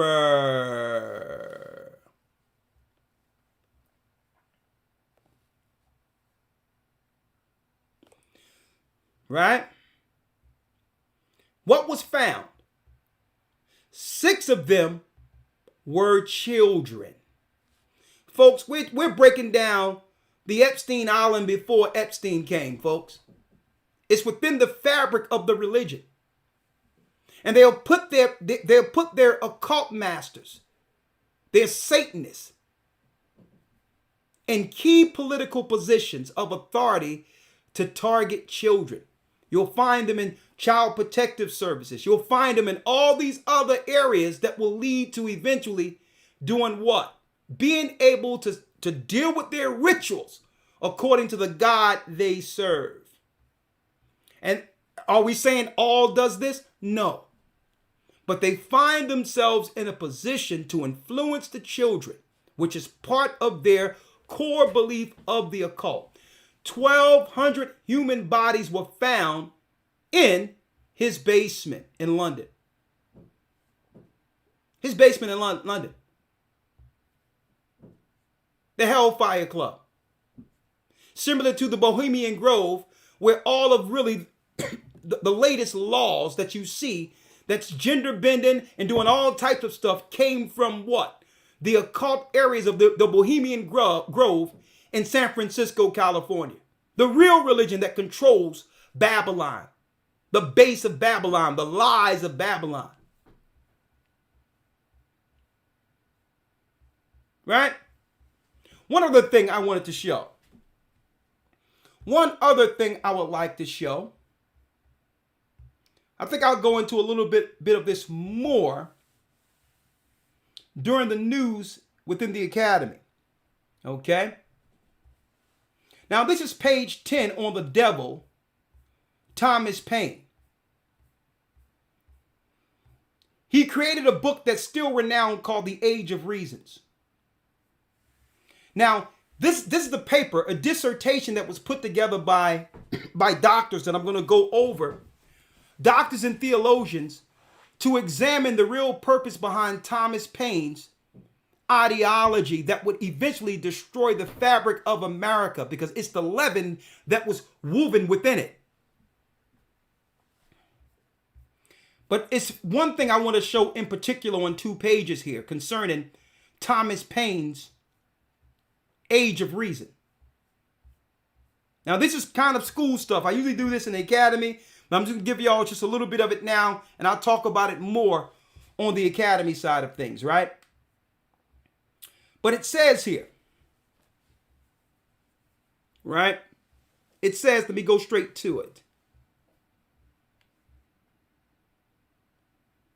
So I hope you all can see that, right? It says, let me blow it up just a little. 1 second. That's better. Religions, rhetoric, and reason. With the contest over Paine's memory, right? With the contest over Paine's memory yet to be decided, it is precisely the cause behind this forced forgetfulness that this study intends to remember. The anti-religion rhetoric in Paine's Age of Reason, which left the Christian Bible demythologized and altogether desacralized in the minds of many of its readers. See? This is the leaven that was in the people who created or began Babylon, the daughter of Babylon. That eventually the citizens of America would deem the Bible as a myth. Looking back from other side of the fluidity, matter of fact, it says demoralized and altogether desacralized, because at one time the Bible was, to even speak against the Bible was sacrilege. Looking back from the other side of futurity, impenetrable veil, we can more clearly see the reasons that Paine's religious views was a source of such angry and ongoing contention. For he took biblical delegitimations, delegitimization, and democratized it, digesting the more esoteric spiritual skepticism that preceded him and regurgitated in a form that proved much more digestible for the generation of skeptics and secularists that followed. These are they who would become atheists in America, brothers and sisters.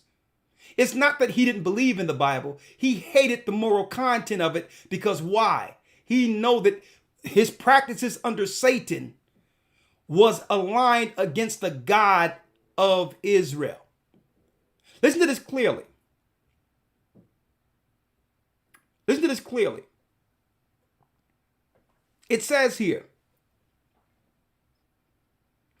demonized by those who opposed him and deified by those who embraced him.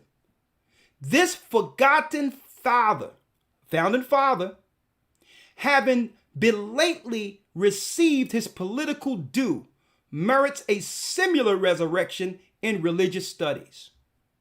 Neither theologians, exegetes, nor clergymen, Thomas Paine deserves to be classed among the most influential writers in the history of biblical criticism. Criticism in the pejorative sense especially. So a lot of you don't even realize this ideology was there in the creating of what we call the USA. We see the gender bending, the sex questioning, and all the lies now that the leaven has turned this America into a full loaf of sin. Without ignoring who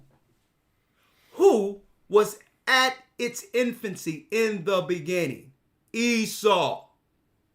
One other thing I want to bring out of that, I'm going to get a few more scriptures before we conclude. Yes, sir.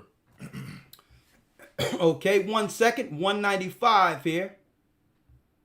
Now, this is more so what we do in the academy, but I just thought I would just bring forth some caveats of some of the records that I'll be covering when it comes to the Christian deception. It was these same evildoers who would shape the theology or how we view the Bible today. One other thing here, Elder Lawyer, the leaven.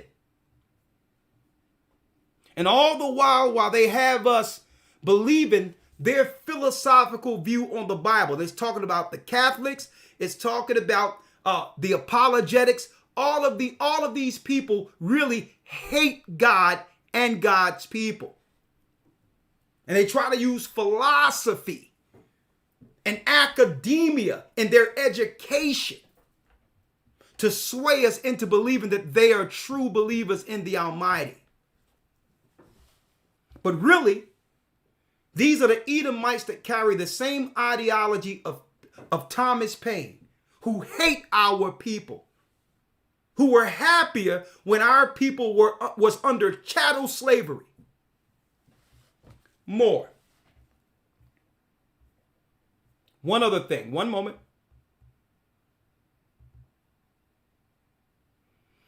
I'm going to page 195. The whole thing is good. I'll be going over some of this, especially in the academy.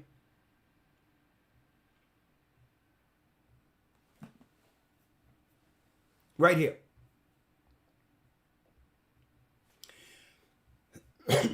Right here.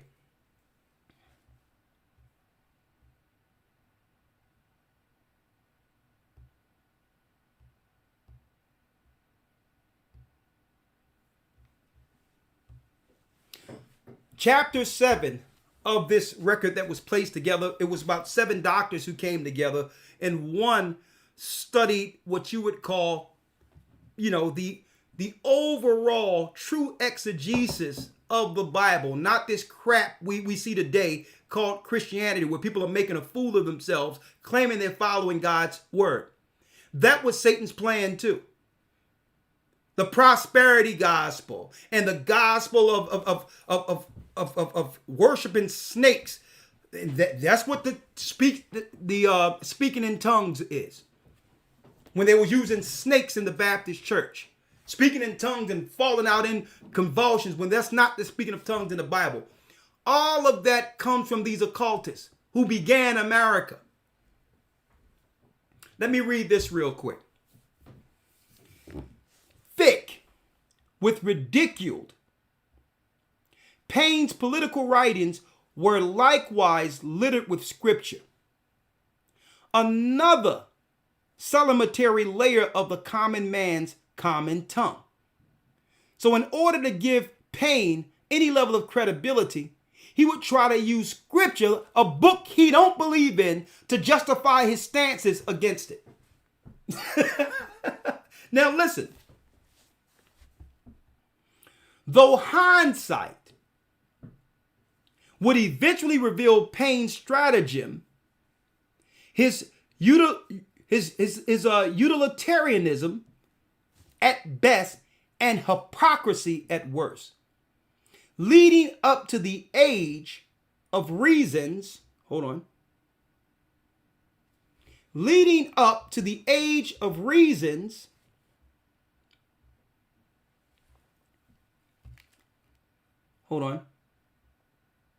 leading up to the age of reason's publication, the public would have assumed that Paine supported the Bible's religious claims. See, that's what they do. They'll start off by making you believe that what? They had an honest view and was just trying to look into or to discover certain things in innocence, but have an objective to eventually have people who read the literature question the Bible itself. It says here,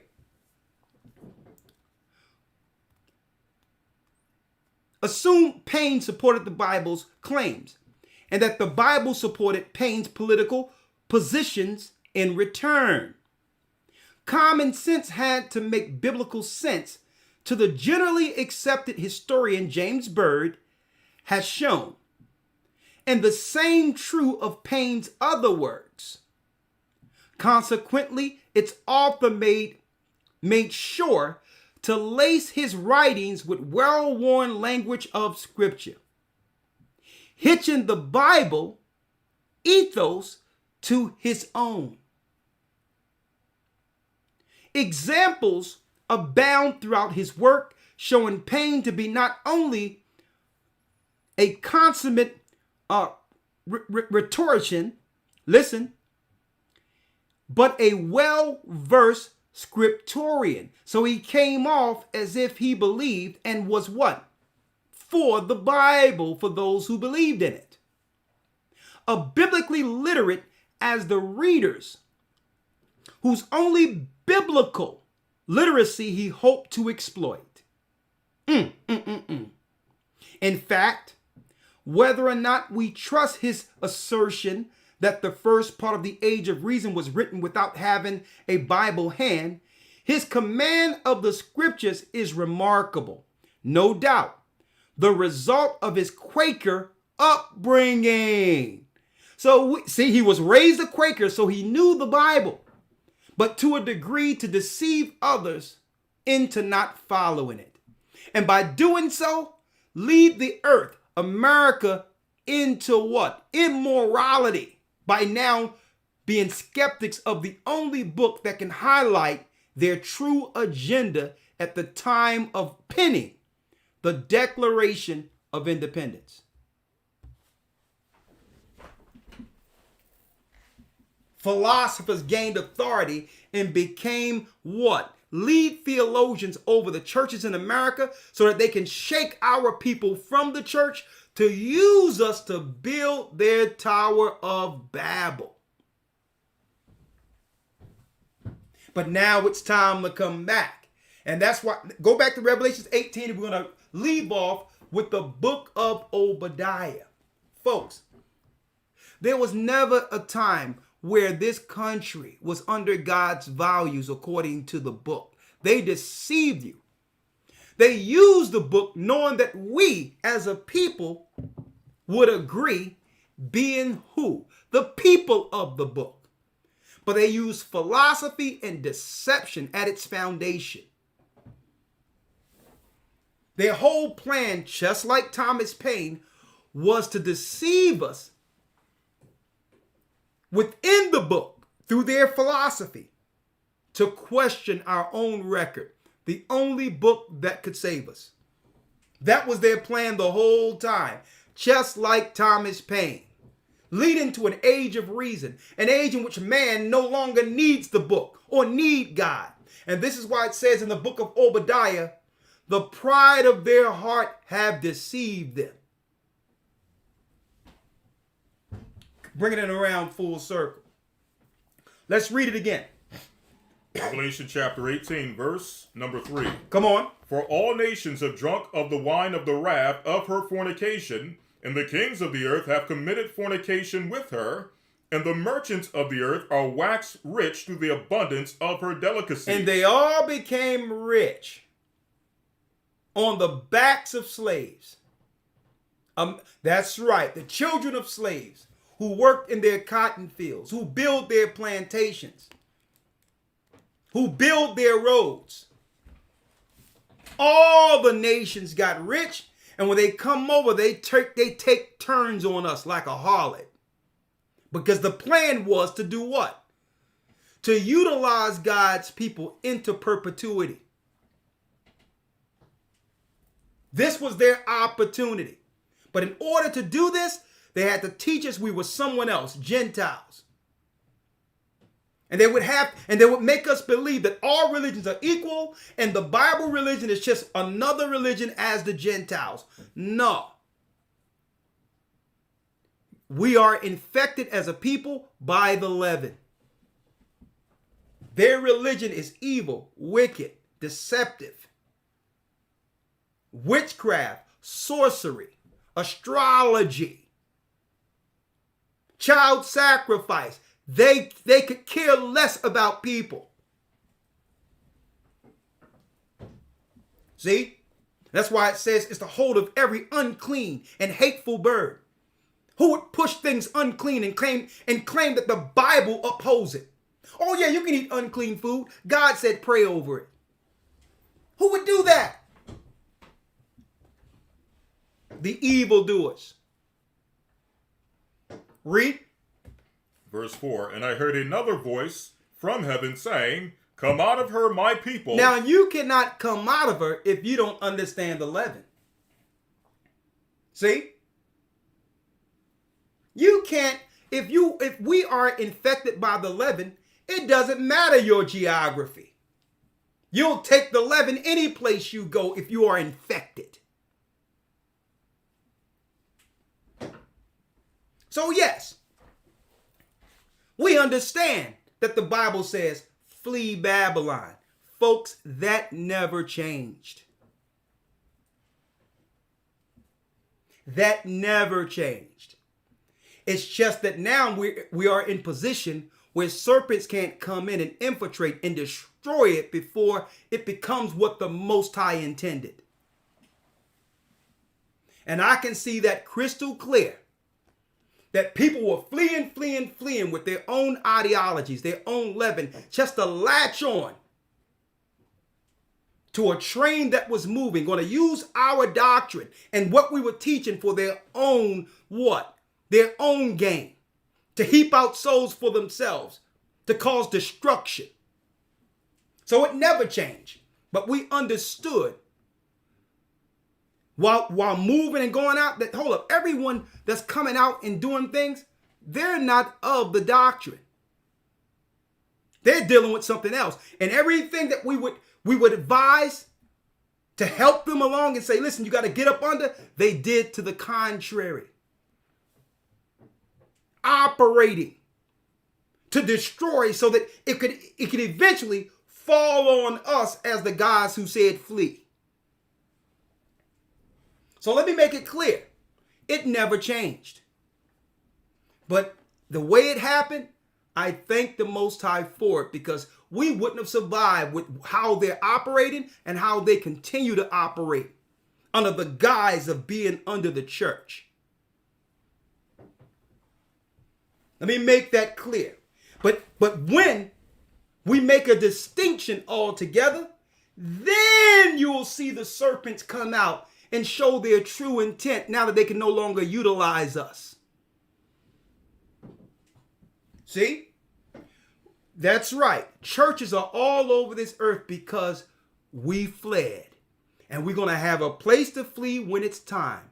Because it's one thing that they didn't calculate, where the Most High says, I will send you out as he-goats before the flock. Before the Israelites left permanently or moved permanently and stayed anywhere, Jethro, excuse me, Joshua and Caleb, they sent spies into the land. They went out and they started operating amongst the people. They operated amongst the two women that was in the Canaanite land that became Israel. So I'm glad we were able to travel, and we will travel. We will continue to travel. But now that experience initially has taught us that we must operate as a body and as a church. Not just anyone talking about they want to get on a plane because the Bible says flee. When Satan would send in his serpents to do their own thing.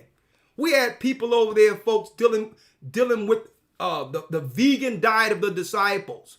We're dealing with the moon according to the lunar moon with a Sabbath. I'm talking about people I never met. All different types of doctrine. So I'm making it clear right now, folks. That stance of fleeing Babylon never ended.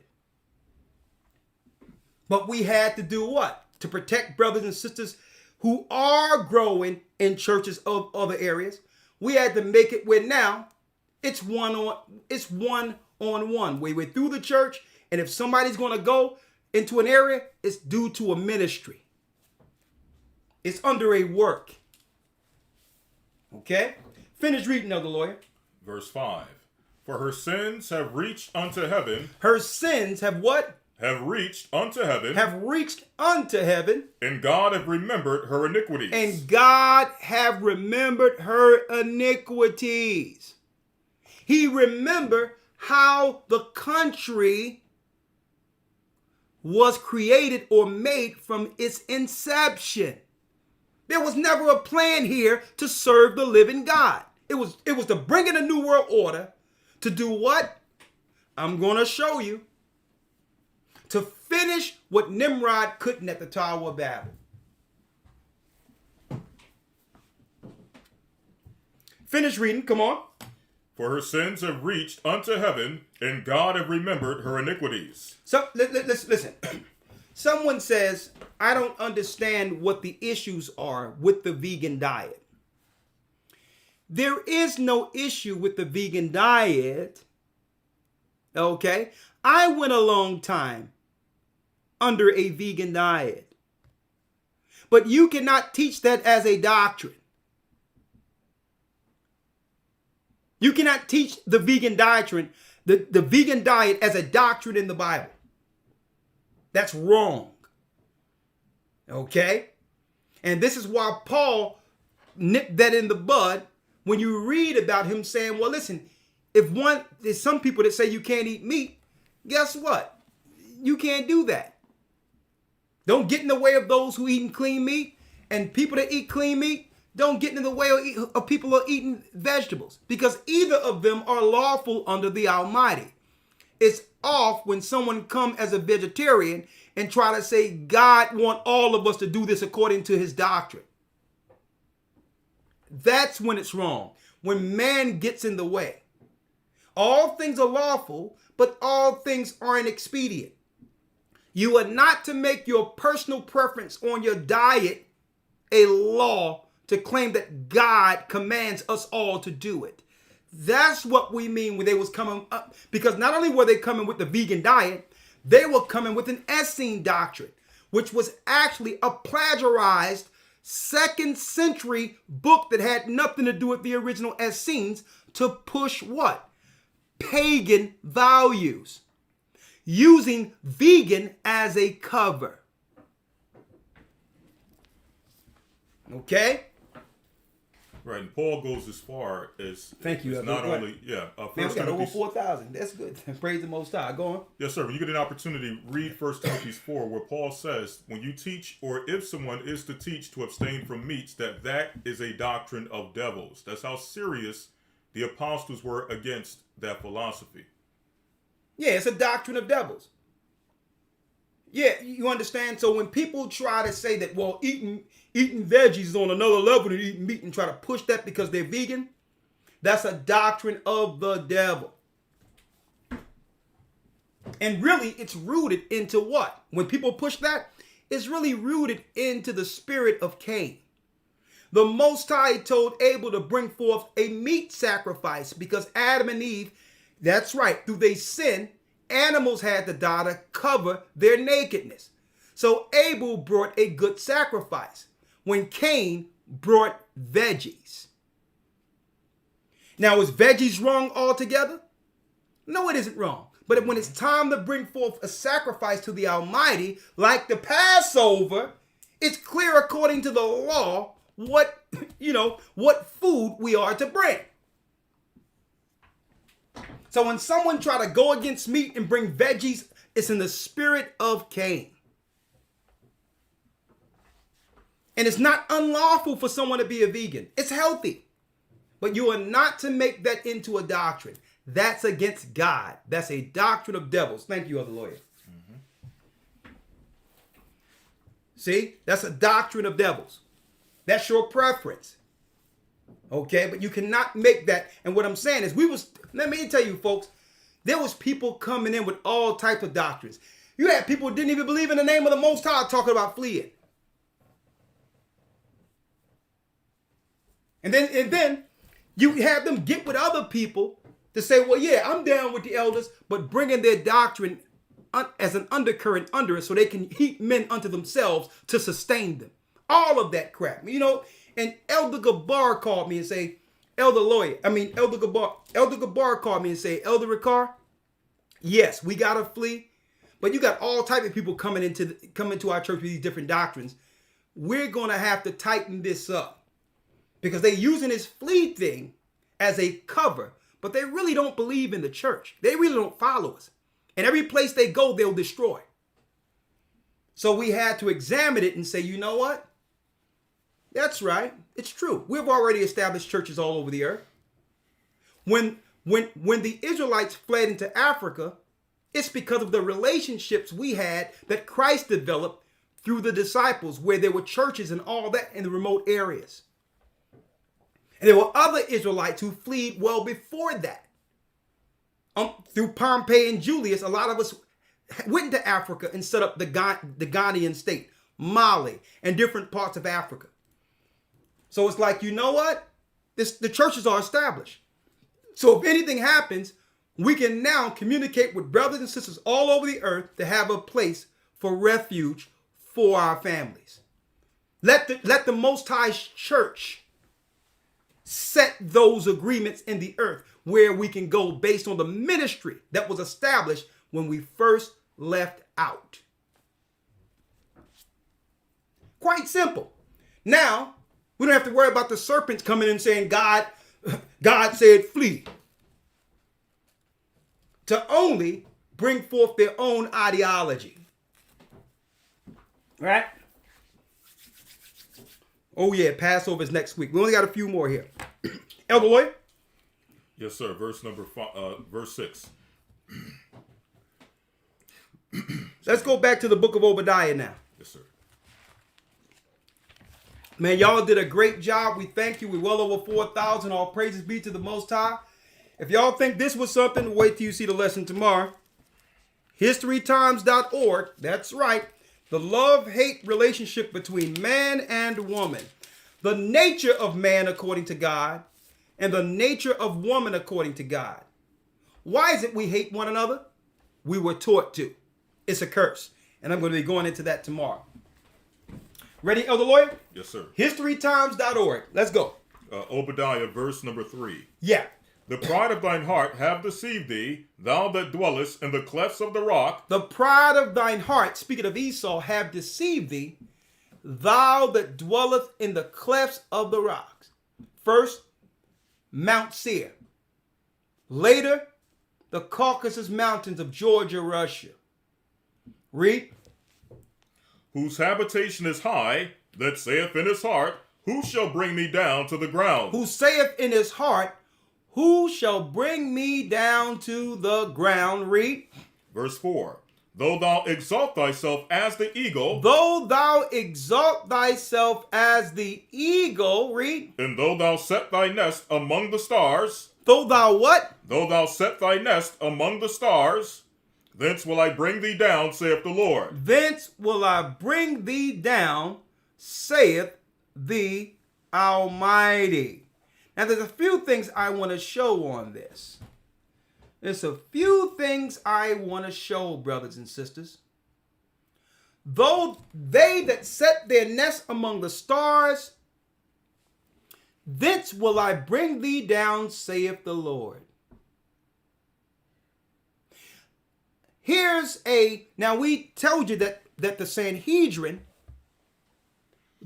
that was dealing with all these different type of rituals, became the new people of Israel once our people no longer could stake claim to the land. It was Okay, one moment. Because we can finish it together. 1 second.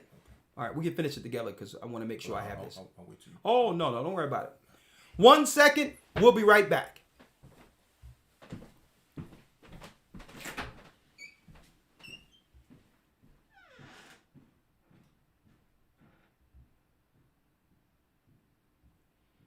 One second, we'll be right back, brothers and sisters. To conclude the lesson, the Edomite Agenda, the Bible. Is it hard to understand? When it comes to reading the Bible, the first thing that comes to mind is the fact that this is the Word of God. The seals have been broken, and the truth is here. And when we go throughout the scriptures, when we go throughout extra biblical records, we find that the language that God employed, that He used to create the heavens and the earth, was the Hebrew language. Christ said, I came for the lost sheep of the house of Israel. But yet no one, no religious leader, no religious church out there anywhere can now identify the 12 tribes of Israel. Can we? God is quite simple, but it seems as if man makes understanding Him hard. What are those mysteries? The truth of your book and the truth will make you free. The Hebrew and Bible Academy, you're invited.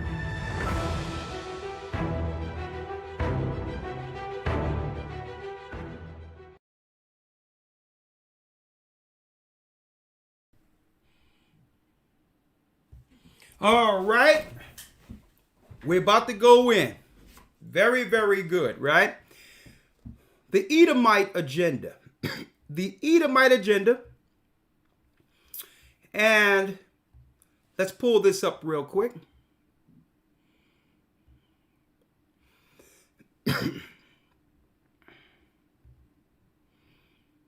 Now, this is a paper from an article from over the modern day Israel, the state of Israel today, where as of May-June article of Israel My Glory, they were discussing establishing a new Sanhedrin in Israel. Now, understand this, brothers and sisters. God didn't set up a Sanhedrin. The Sanhedrin came from the conversion during the time of Hyrcanus, and those, that's right, who would be in political position under the Romans, Edomites they were, to now become governors or politicians over Judea during the time of Christ, during the time of our people in Israel, before the Romans would do what? Destroy us altogether. The Sanhedrin was a political, religious component.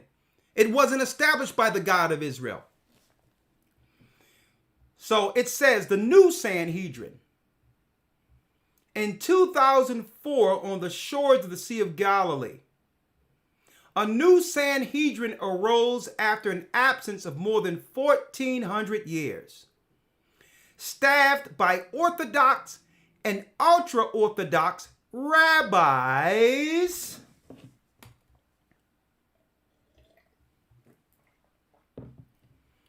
who want Israeli life to conform to the Torah and the rabbinical law. The Sanhedrin has been a great indicator that the stage is being set for the last days as foretold in Bible prophecy. There's no place in the Bible that states that a Sanhedrin will be built again before the Messiah. That's a lie. But they will establish new courts between Ishmael and Esau. The new court supports rebuilding the temple, reinstating the priesthood, resuming sacrifices, and opposes giving biblical Jewish lands to the Arabs. In Jesus' day, the 70-member Sanhedrin composed the Supreme Court of the Jewish people. That's true. But these were those who was Edomites who converted into Judaism during the time of Hyrcanus.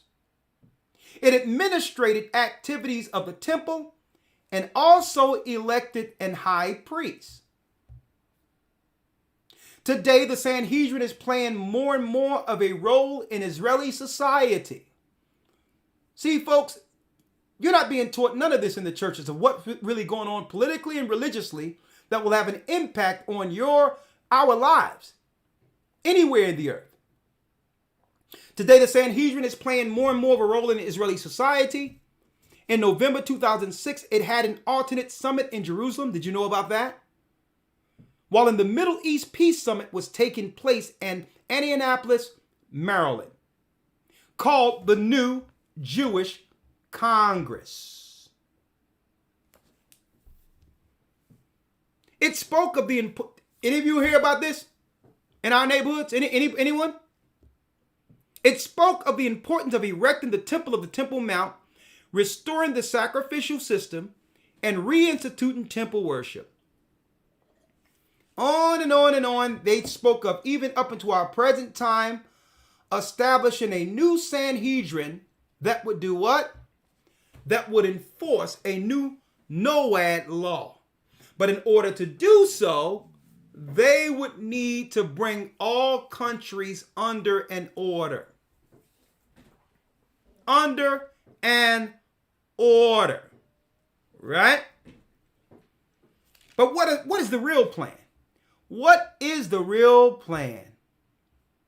Here's a coin, brothers and sisters. This is what's on the back of the Donald Trump coin. The same time Donald Trump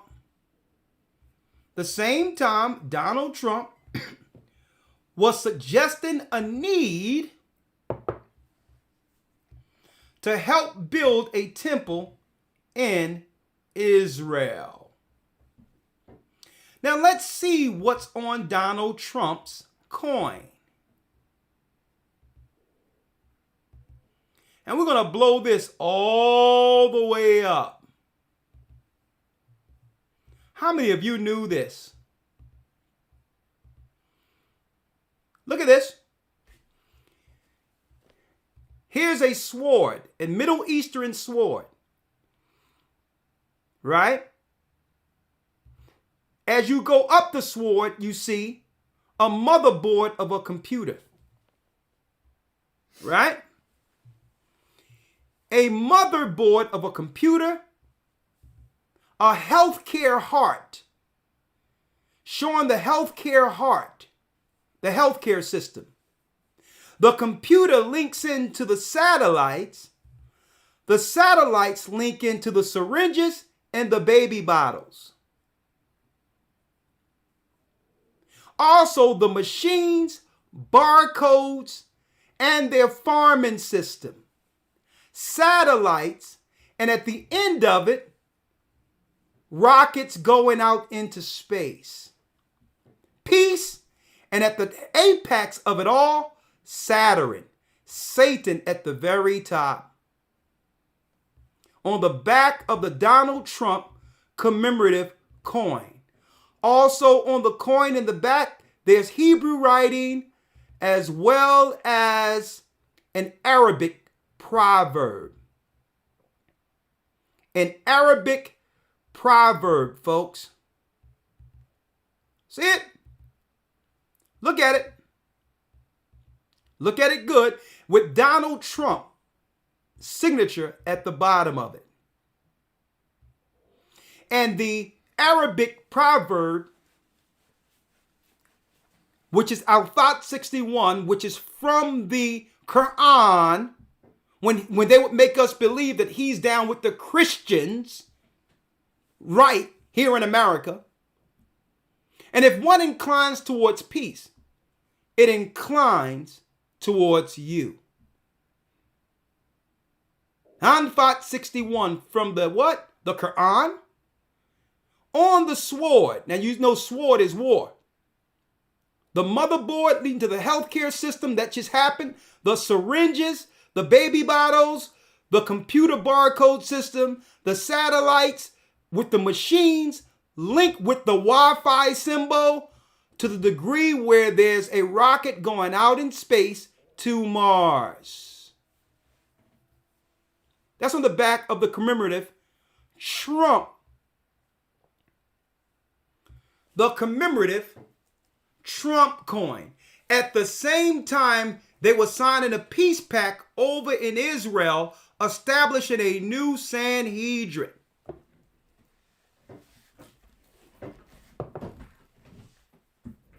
So what's the plan? Let's go back to the book of Obadiah and end it there. Obadiah verse number 4. Come on. Though thou exalt thyself as the eagle, and though thou set thy nest among the stars. When you go out in space and begin, and guess what? That's right. The new guy over the Tesla cars. Give me his. What's this guy's name? Come on, y'all. His name is Musk. Yeah, Elon Musk.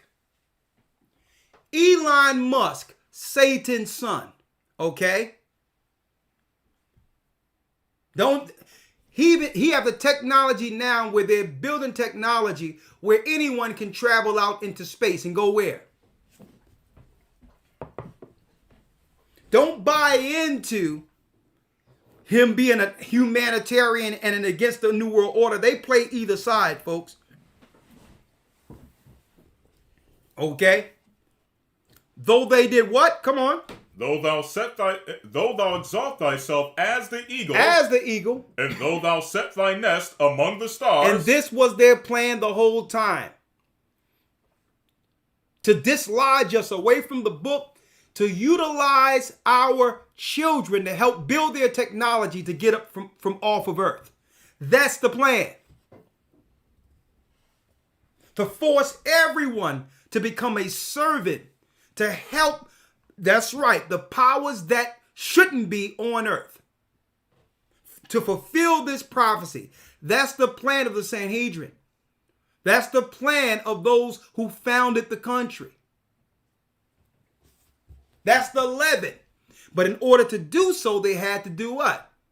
Push immorality on our children so that they can use our children as slaves who now have no protection walking immorally.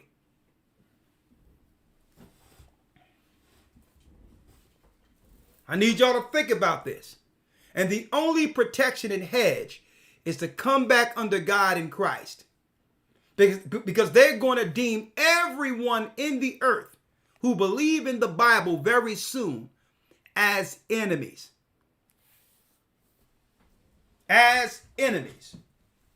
This is why when you began to say no to certain things for the last couple of years, this is why people started asking you, well, what religion do you believe in?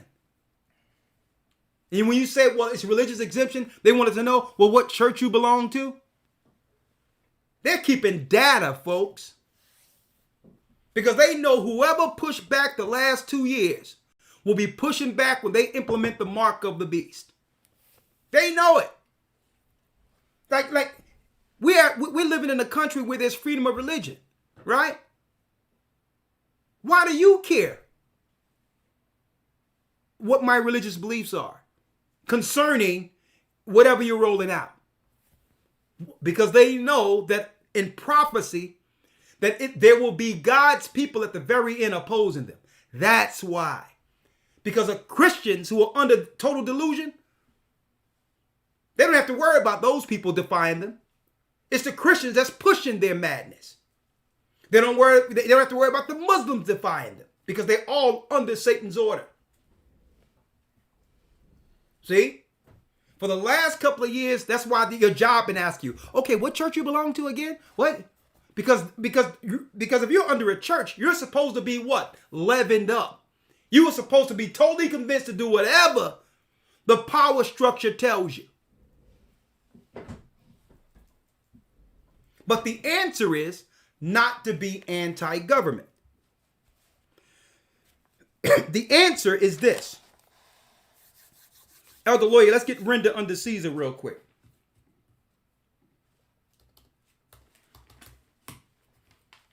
Let's get Matthew 22 and 21. It's not to be anti-government. You have to understand what government to be for in priority, according to your belief system. So it's not being anti-government. Because there's some things within the government that aligns with the laws that was given to Moses. Thou shalt not kill. Thou shalt not steal.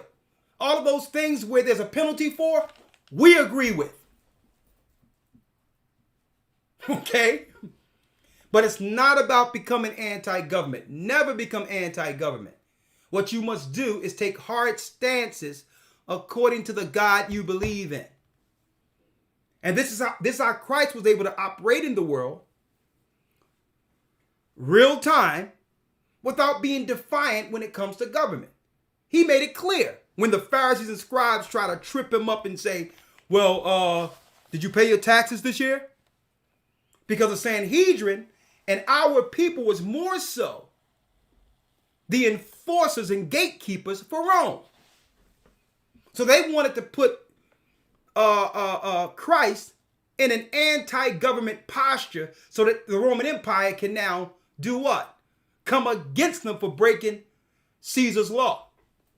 So how did Christ deal with that without being deemed anti-government? Let's read it. Matthew 22 and 21. They say unto him, Caesar's. Then saith he unto them, Render therefore unto Caesar the things which are Caesar's. Whose inscription is on the coin? Caesar's, right? So that's his money. He owns it. If he asks for it, give it to him. Mm-hmm. Don't get into no tax situation where you and all that. No. This is why Wesley Snipes had to pay a few years in jail. Well, according to the law, I'm a free man and you're not supposed to. No. If they ask for their money, it's their face on it. Give it to them. Give it to them. See? Read. Render therefore unto Caesar's the things which are Caesar's. Come on. And unto God the things that are God's. And unto God the things that are God's. God's people don't belong to Caesar, do they? So that's how Christ dealt with that. You can have the money, but my temple belongs to God. So that's not anti-government. That's pro-God. And that comes with any type of poison that would come from Babylon. When you have moral standards according to the book, walking in the paths of Christ and the ways of Christ according to God's law, that's the government we are at the behest of. And anything on the outside compromises that.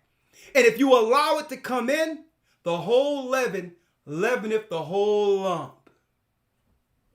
You let something in, and guess what? It starts off small, but eventually, at the end of it, you'll realize you were deceived. Let's end it now, Obadiah. Let's go.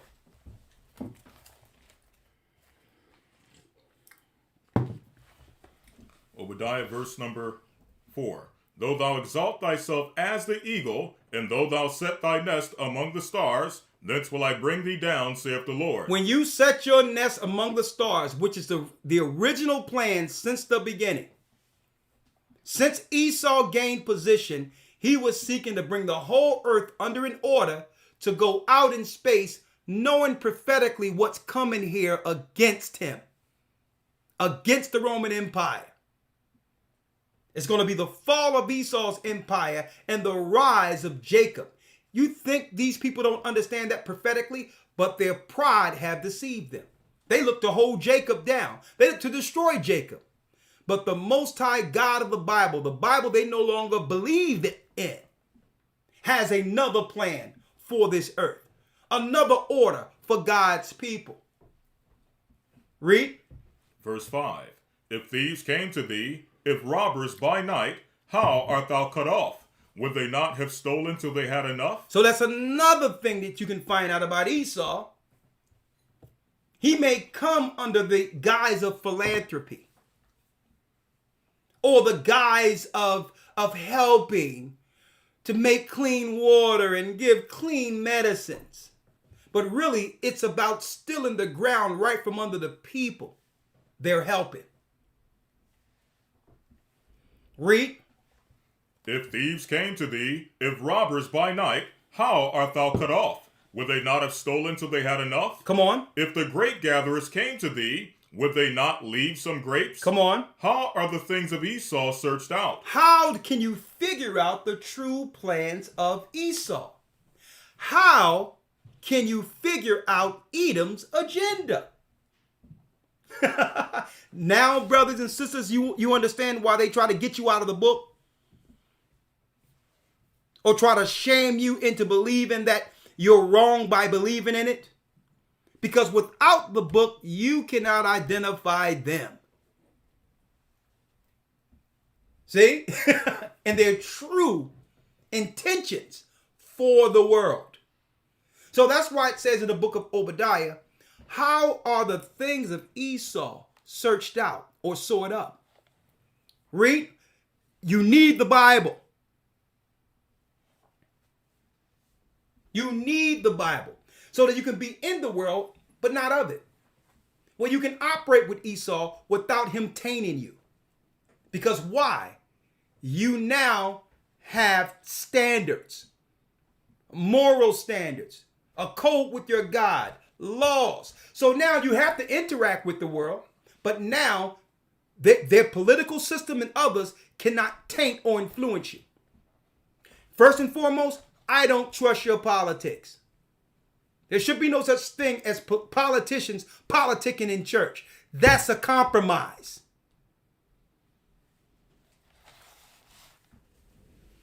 The Sanhedrin had no place amongst Christ and the direction concerning his kingdom. Read. Verse 7. All the men of thy confederacy have brought thee even to the border.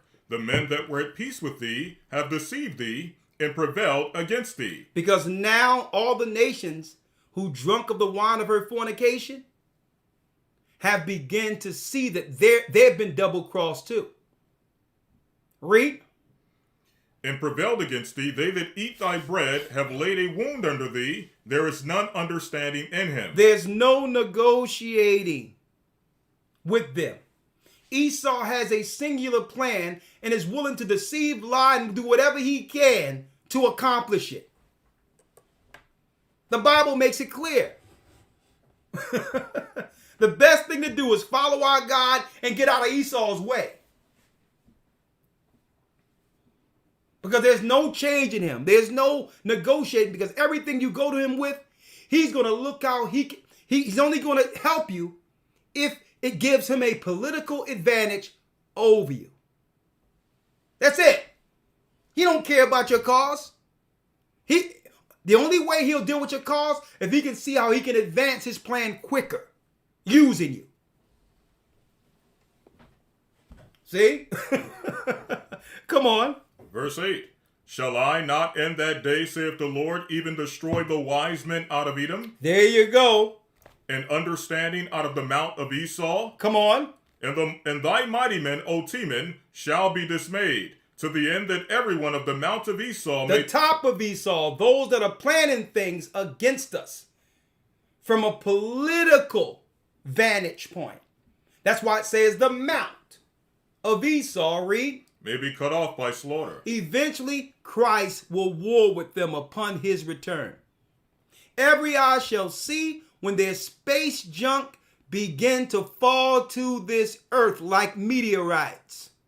You're going to know Christ is on his way. Come on. Verse number 10. For thy violence against thy brother Jacob. Because you continually to seek violence against your brother who have no idea that he's under attack. Because of this, Esau, shame shall cover thee, and thou shalt be cut off forever. And thou shalt be cut off forever. What does that mean? No more rulership. No more property. Read. Verse 11. In the day that thou stoodest on the other side, in the day that the strangers carried away captive his forces, and foreigners entered into his gates, and cast lots upon Jerusalem, even thou wast one of them. Come on. But thou shouldest not have looked in the day of thy brother, in the day that he became a stranger. And when we became a stranger in this land, in America, they could have told us we were Israelites. Nah.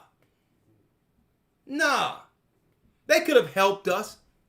They could have easily used that Bible to say, right now you're temporarily under our rule. We will rule for a time, but in order for you to sustain and one day receive a kingdom promise, you need to follow the laws as God's people. You're the children of Israel in captivity according to the Bible's prophecies. They could have told us that. Now, how do you know they could have told us that, folks? Every other nation that had us, that we were under, allowed us to practice as Israelites. Even the Roman Empire. They could have easily, we had to do all this to find out at the very end of the world being destroyed, that we were the people.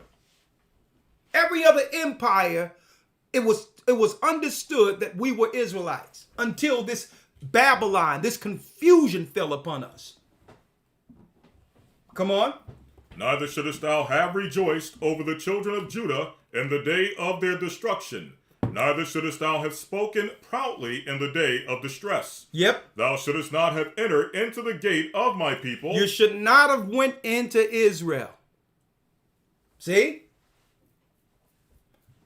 See, hey, it's red right here.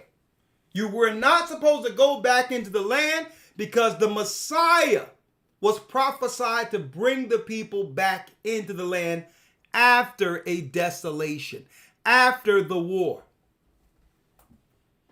Come on. Thou shouldest not have entered into the gate of my people in the day of their calamity. Yea, thou shouldest not have looked on their affliction in the day of their calamity. Come on. Nor laid hands on their substance in the day of their calamity. Stole things from us. Even when we came out of Egypt, you had Amalek with his coward behind, coming from behind, killing the elderly, women, and children, afraid to face the men that was at the front of the caravans. And this is how Esau operates. I remember years ago at the Passover, we had the Passover here in Atlanta, or it was Atlanta, right? Yeah, Atlanta, in Georgia. It was either the Georgia one or the one we had in the Carolinas. I think it was the Georgia one. It was the Carolina ones, one of them, where a video was put up weeks later of the apologetics questioning sisters in our church. We didn't even know they were there or existed. That so-called vocab Malone devil who tried to originally came inconspicuous at first, as if he just wanted to understand what we were dealing with when he first came on the scene. And then we seen a video where this guy is questioning sisters with all the brothers there, with all the leaders there, didn't even ask to speak to a leader of the church. Went straight to a sister to try to speak to a sister and try to gainsay and debate a sister. Those are the serpents that work under Esau. Apologetics, theologians. When I seen the video, I'm like, that's deep. I didn't even know the brother showed up here. He could have easily asked for me. And I told him to slither his behind somewhere else. Why do you care about how our people are coming together? What are you doing to help our people in the inner cities? No, you're only there to keep and instill the lies that are destroying our people while Biden is pushing crack pipes and meth. You want to peddle your satanic paraphernalia called Christianity. Well, those days are over. That's how cowards operate. You don't come to speak to the men just like your father, the devil, Amalek. You want to come from behind and try to ambush the sisters. Finish reading, Elder Lawyer. Verse number 14. Yeah. Neither shouldest thou have stood in the crossway to cut off those of his that did escape, neither shouldest thou have delivered up those of his that did remain in the day of distress. Come on. For the day of the Lord is near upon all the heathen. The day of the Lord is near upon all the Gentile nations who have enslaved and or harmed God's people. We're woke now. We can see you. Read. As thou hast done, it shall be done unto thee. You will reap what you sowed. Read. Thy reward shall return upon thine own head. For as you have drunk upon my holy mountain, as you have went into the land and claimed the land, read, so shall all the heathen drink continually, yea, they shall drink, and they shall swallow down, and they shall be as though they had not been. They shall be as though they have not been. They're still going to be on earth. But you know what? The Gentiles are going to be put in order according to God's plan for their future. The real new world order comes with Christ. Come on. 17. But upon Mount Zion shall be deliverance, and there shall be holiness, and the house of Jacob shall possess their possessions. We shall possess their possessions. This is how they're going to be, as if they never been. All the stuff they've stolen is coming back to its rightful owners. Read. Verse 18. And the house of Jacob shall be a fire, and the house of Joseph a flame, and the house of Esau for stubble. For stubble.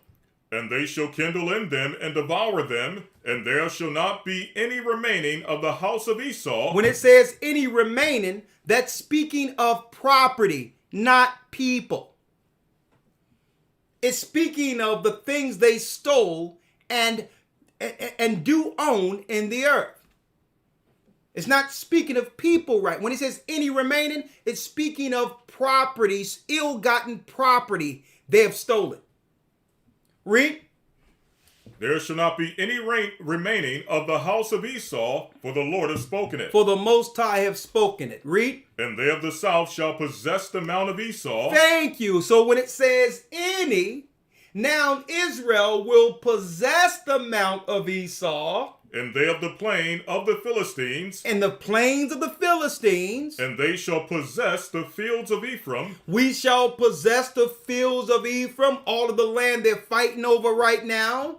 And the fields of Samaria. Come on. And Benjamin shall possess Gilead. And Benjamin shall possess Gilead, the future of how the land will be dispersed upon the coming of our Savior, who's bringing the true righteous government to earth. Read. And the captivity of the host of the children of Israel shall possess that of the Canaanites, even unto Zarephath, and the captivity of Jerusalem, which is in Zaphared, shall possess the cities of the south. And saviors shall come upon Mount Zion to judge the mount of Esau, and the kingdom shall be the Lord's. So in order for us to judge Esau must be what? Living. And then it goes right back to the prophecy given to our mother Rebecca. That's right. The elder shall serve the younger. Well, brothers and sisters, that concludes our weekly Sabbath. I know we've been fed leading up to the Passover next weekend. Stay in prayer. Stay instant in prayer, brothers and sisters. Stay prayed up, sin not. We're almost home. Don't fear the devices of Esau. Understand it was our God who made him. Stand under God's hedge through Christ's blood that was shed, that's right, on the crucifix for the sins of our nation. Accept Christ's sacrifice. Be baptized to receive the gift of the Holy Spirit, to stand with Israel once again, God's people, once this is all done, in Zion. I'll see you all tomorrow at our Hebrew and Bible Academy. The love-hate relationship between man and woman. How can the Most High bring us together? Hey, we'll talk about that tomorrow. If this interests you, go to historytimes.org. If not, it's still okay. We'll see you next week at the Passover. Stay prayed up, sin not. Thank you for coming, Elder Lawyer. Yes, sir. We will soon see Zion. Oh, yeah. What's that word my son used? Oh, yeah. The Academy lesson tomorrow is going to be lit. All right. To Zion. Bless you. I was lost, but now I'm found. I'm a child of Israel. I heard the sound. You hear the sound. Please give me the strength to stand today. With my eyes towards the east, show me the way.